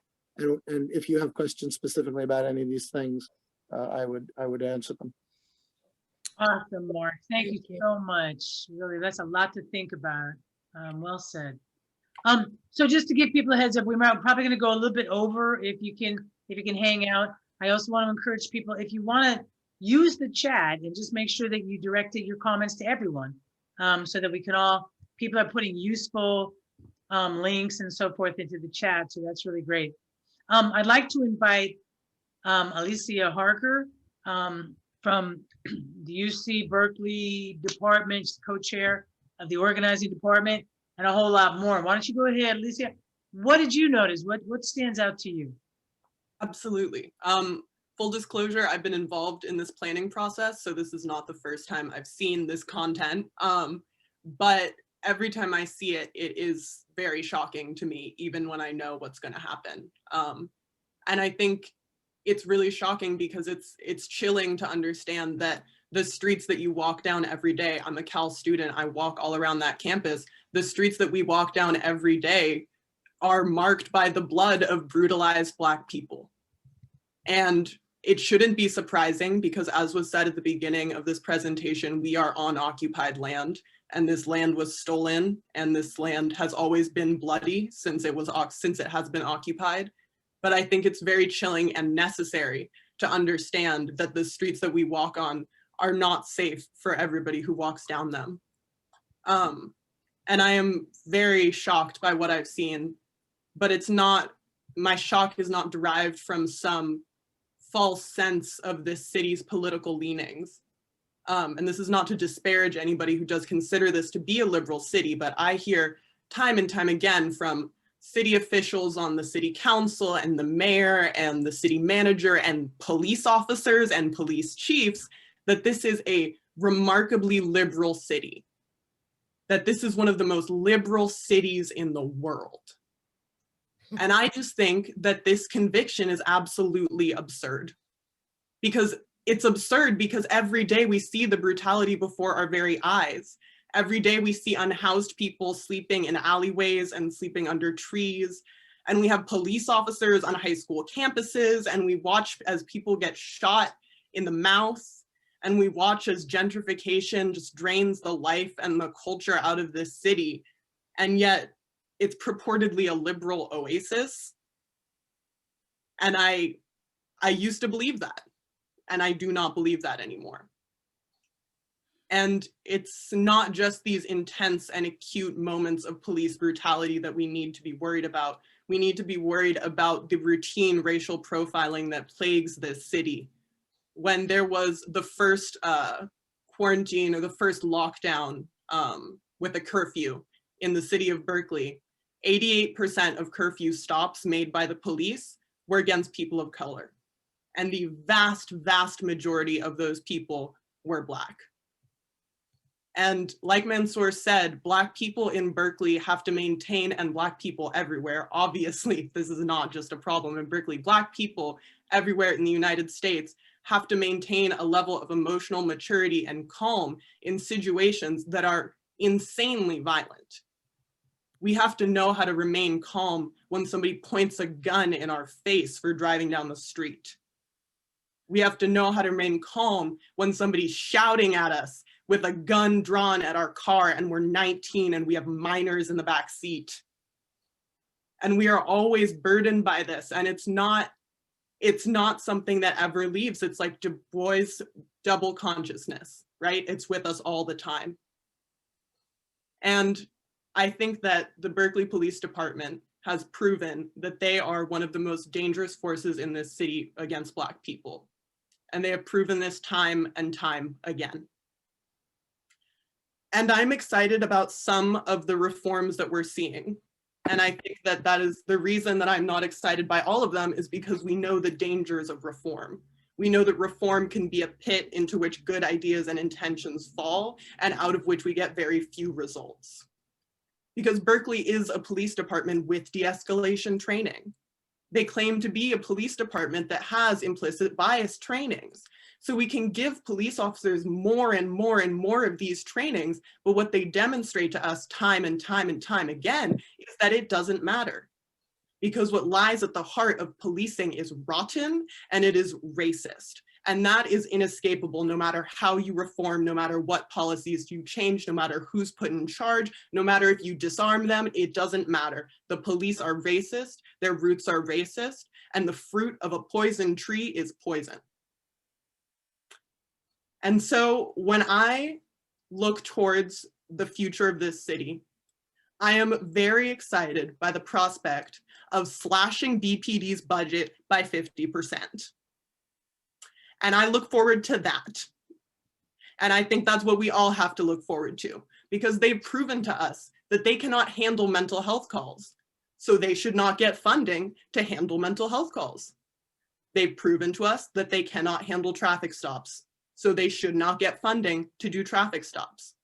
And in my opinion, they've proven to us that they can't do a damn thing right, but that's just me. That's just me. So I'm looking forward to cutting this budget. I'm gonna be on the committee. I really encourage you guys to apply. Like, if this hit your heart, if you're angry, if you're activated, now is the time to plug in, because this is a pretty unprecedented opportunity for citizens to make change in this city. So thank you everybody who put this on. Thank you everybody who came. I really appreciate it. Wow, thank you so much. Wow. That's a great way to move us into the next part. So if you all can hang out for a little bit, I'd like to bring Mariah Yates on screen. She's got a lot of action steps that we can take. What do we do next? You know, we are in this reimagining policing, reimagining community safety process. And the question is, you know, can we move forward? Is the leadership of Berkeley Police Department, are they going to continue to obstruct change, meaningful change?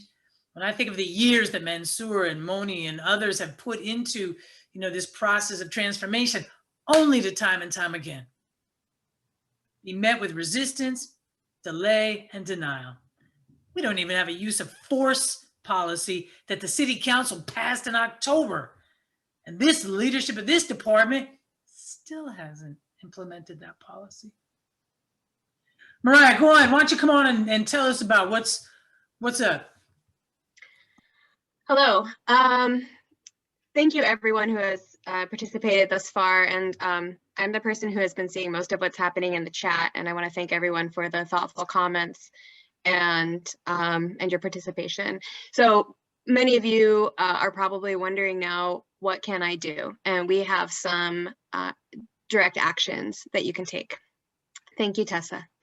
So we have 4 things specifically which we would like to urge you to do. The first of these is to contact City Council. We believe that it's time for new leadership in the police department. I'm dropping into the chat right now a link to a template for a letter that you can send to City Council. When you click on this, it includes the email to send it to. It's the one that will automatically send it to everyone in the City Council. And I encourage you to add to add your own thoughts to it. It really does make a difference when you add some original wording in there, because if you have attended a city council meeting, you know that they sit and they read through all of these, and they will read through a stack of identical letters. So please send this, and please come to next week's city council meeting to demand that no confidence vote in Chief Greenwood, as put forward last year by Councilmember Davila. Also, next, these were mentioned by our panelists, but we urge you to, we support the recommendations of the Fair and Impartial Policing Working Group. So keep an eye out for city council updates, but the group is going to make their recommendations to the city council, and we need to hold the council to their word, not only that they support these, but that they then do them. That's a big part of it, that they actually follow through and do them. Thirdly, we would like to see action on this. Take that funding from BPD and put it towards mental health. Take police out of traffic stops. They have, again, said, the city has said they are going to do this. We need action. It's time. It's far past time. Our fourth demand is for BPD to look at the social media of their officers and make sure, look for ties to white supremacist organizations. And we know some of you are smart and computer savvy out there. We encourage community investigations as well. The Oakland Police Department is now embroiled in a new scandal, which doesn't surprise probably most of us. Many, they've confiscated over 100 cell phones in Oakland of police officers posting heinous things on social media sites. So we know that these connections exist, and it shouldn't be up to us to find them. I want to note that the council is supposed to take up the Fair and Impartial Policing Report on the 23rd of February, the 23rd of February. And then that's it for our slides. Thank you, Tessa, our fabulous technology specialist here this evening. We would like to invite all of you to stay involved beyond this. And in case you didn't catch those links, maybe you're on your phone, we want to give you a link to this survey. It's a quick survey, which will help us stay in touch with you, get this information back out to you, and we'll also give you some options for finding about other ways to get involved, more specifically with CopWatch. We would love to invite you here to be involved with CopWatch, to come to our Know Your Rights trainings, which we offer regularly. We have weekly meetings, and we also have a community accountability class, or a DCAL as it's called, at the University of California. And that's ongoing right now, and it's not too late to get involved. So thank you for showing up here already, and please stay connected, stay involved. Thank you. Right on. Thank you, Mariah. Thank you so much. So now we'd like to go ahead and open it up to your questions. I see Kathy Kojimoto has a question. I think I see your hand up. So we're opening it up. So hopefully the chat will be open and you can just communicate directly. And I'm still trying to navigate this whole panelist thing. Kathy, do you want to offer a question out? I know you've had your hand up there for a long time. Maybe you forgot that it was up there. Hey, Andrea. You're welcome to go ahead and ask questions or make comments. It's a dense night. I know it's a lot of information. It's a ton. It's a lot of information. Thanks very much to all the panelists for your presentations. They were just very troubling, especially as we begin Black History Month, that we gotta go through all this. I was just wondering, what the Berkeley Police Commission has been doing with all these reports of these misconducts by the police, and have you all tried to get reparations for some of these folks so that they can pay medical expenses, legal fees, or trauma healing, and other resources that they're going to need in order to recover and get through all this? And I know these folks are not the only ones. I'm sure there's plenty of others, but anyway, that's just sort of my question. Thanks very much. Gotcha. Thank you. Well, I can tell you that where possible, we have tried to connect survivors of these incidents to legal representation so that they can either defend against these charges or sue if that's appropriate. As for the Police Review Commission, Berkeley, I served as a commissioner on the PRC for about 2 years, and I came to the understanding that if somebody had a significant incident of police misconduct, I encourage them not to file a complaint there. That's where complaints go to die. But there is a new police commission that has been adopted by the voters. I know we have a few people on here from Mark. Do you want to go ahead and update people about how to connect with that new commission, and do you feel hopeful about its effectiveness? Yeah, the Police Accountability Board is going to have a lot more ability to subpoena records or to request records, and really just a lot of the things that we believe that they should be doing now, but don't really have much power to do. Hopefully they will have, and there will also be a new director of police accountability who will not be in the chain of command from the city manager's office, but will report directly to the council. So there are a lot of things that, for those who don't know, Berkeley was a very early adopter. In fact, probably one of the first places in the nation to create a police review commission. But as such, we also fell into the trap of not really being able to foresee how they would challenge, how the powers that be would challenge these things. So over the years, our police review commission just got weaker and weaker, challenged by legal decisions that weakened it, the police union, things like that. It would have required a change to the charter. So that's what has taken years to do, to get enough, to marshal the will and the forces enough to actually change the Berkeley charter to give a police accountability board the power to do the things that the Police Review Commission always wanted to do. In any case, it won, Measure II won thanks to Berkeley voters by something like 84%. And hopefully now we will have that commission. It's not perfect, but it will be a lot stronger. And that there is a, I will put on the chat a link to where, if people want to see the actual text of the Measure II and what it will provide. There's still a lot to be worked out. There's a lot of issues.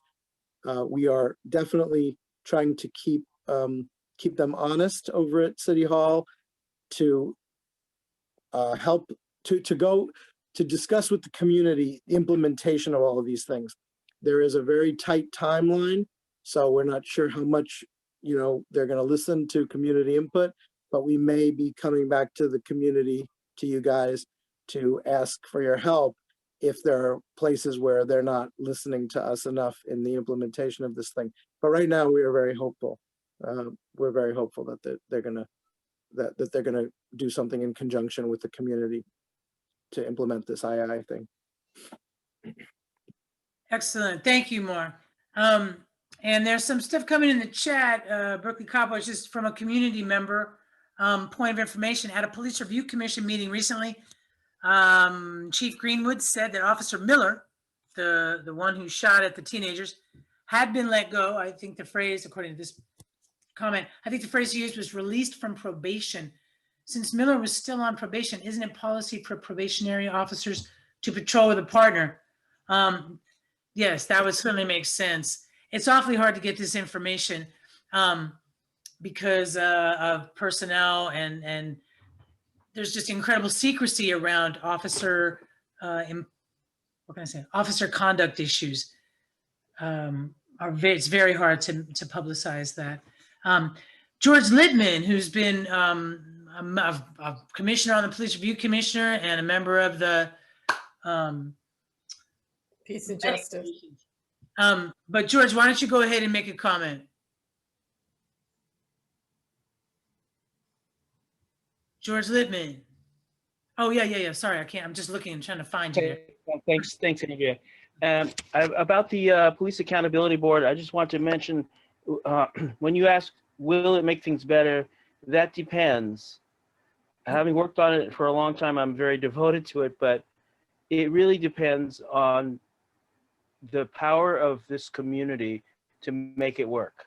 And that's, we're meeting with folks in the city who are overseeing it. And I think David White is the deputy city manager, is on the call tonight. Really? But yeah, I believe so. I see a David White. Yes.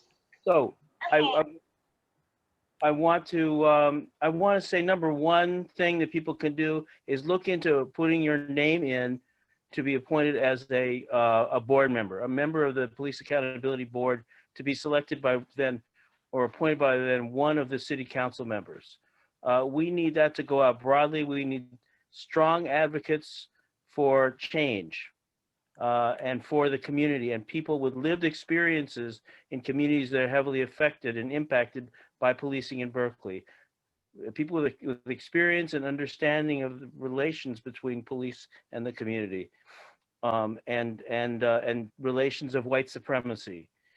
So that's number one. That I understand that application is coming out next week, and people should look for that. I'm sure Cop Watch will be aware of how you can get those applications.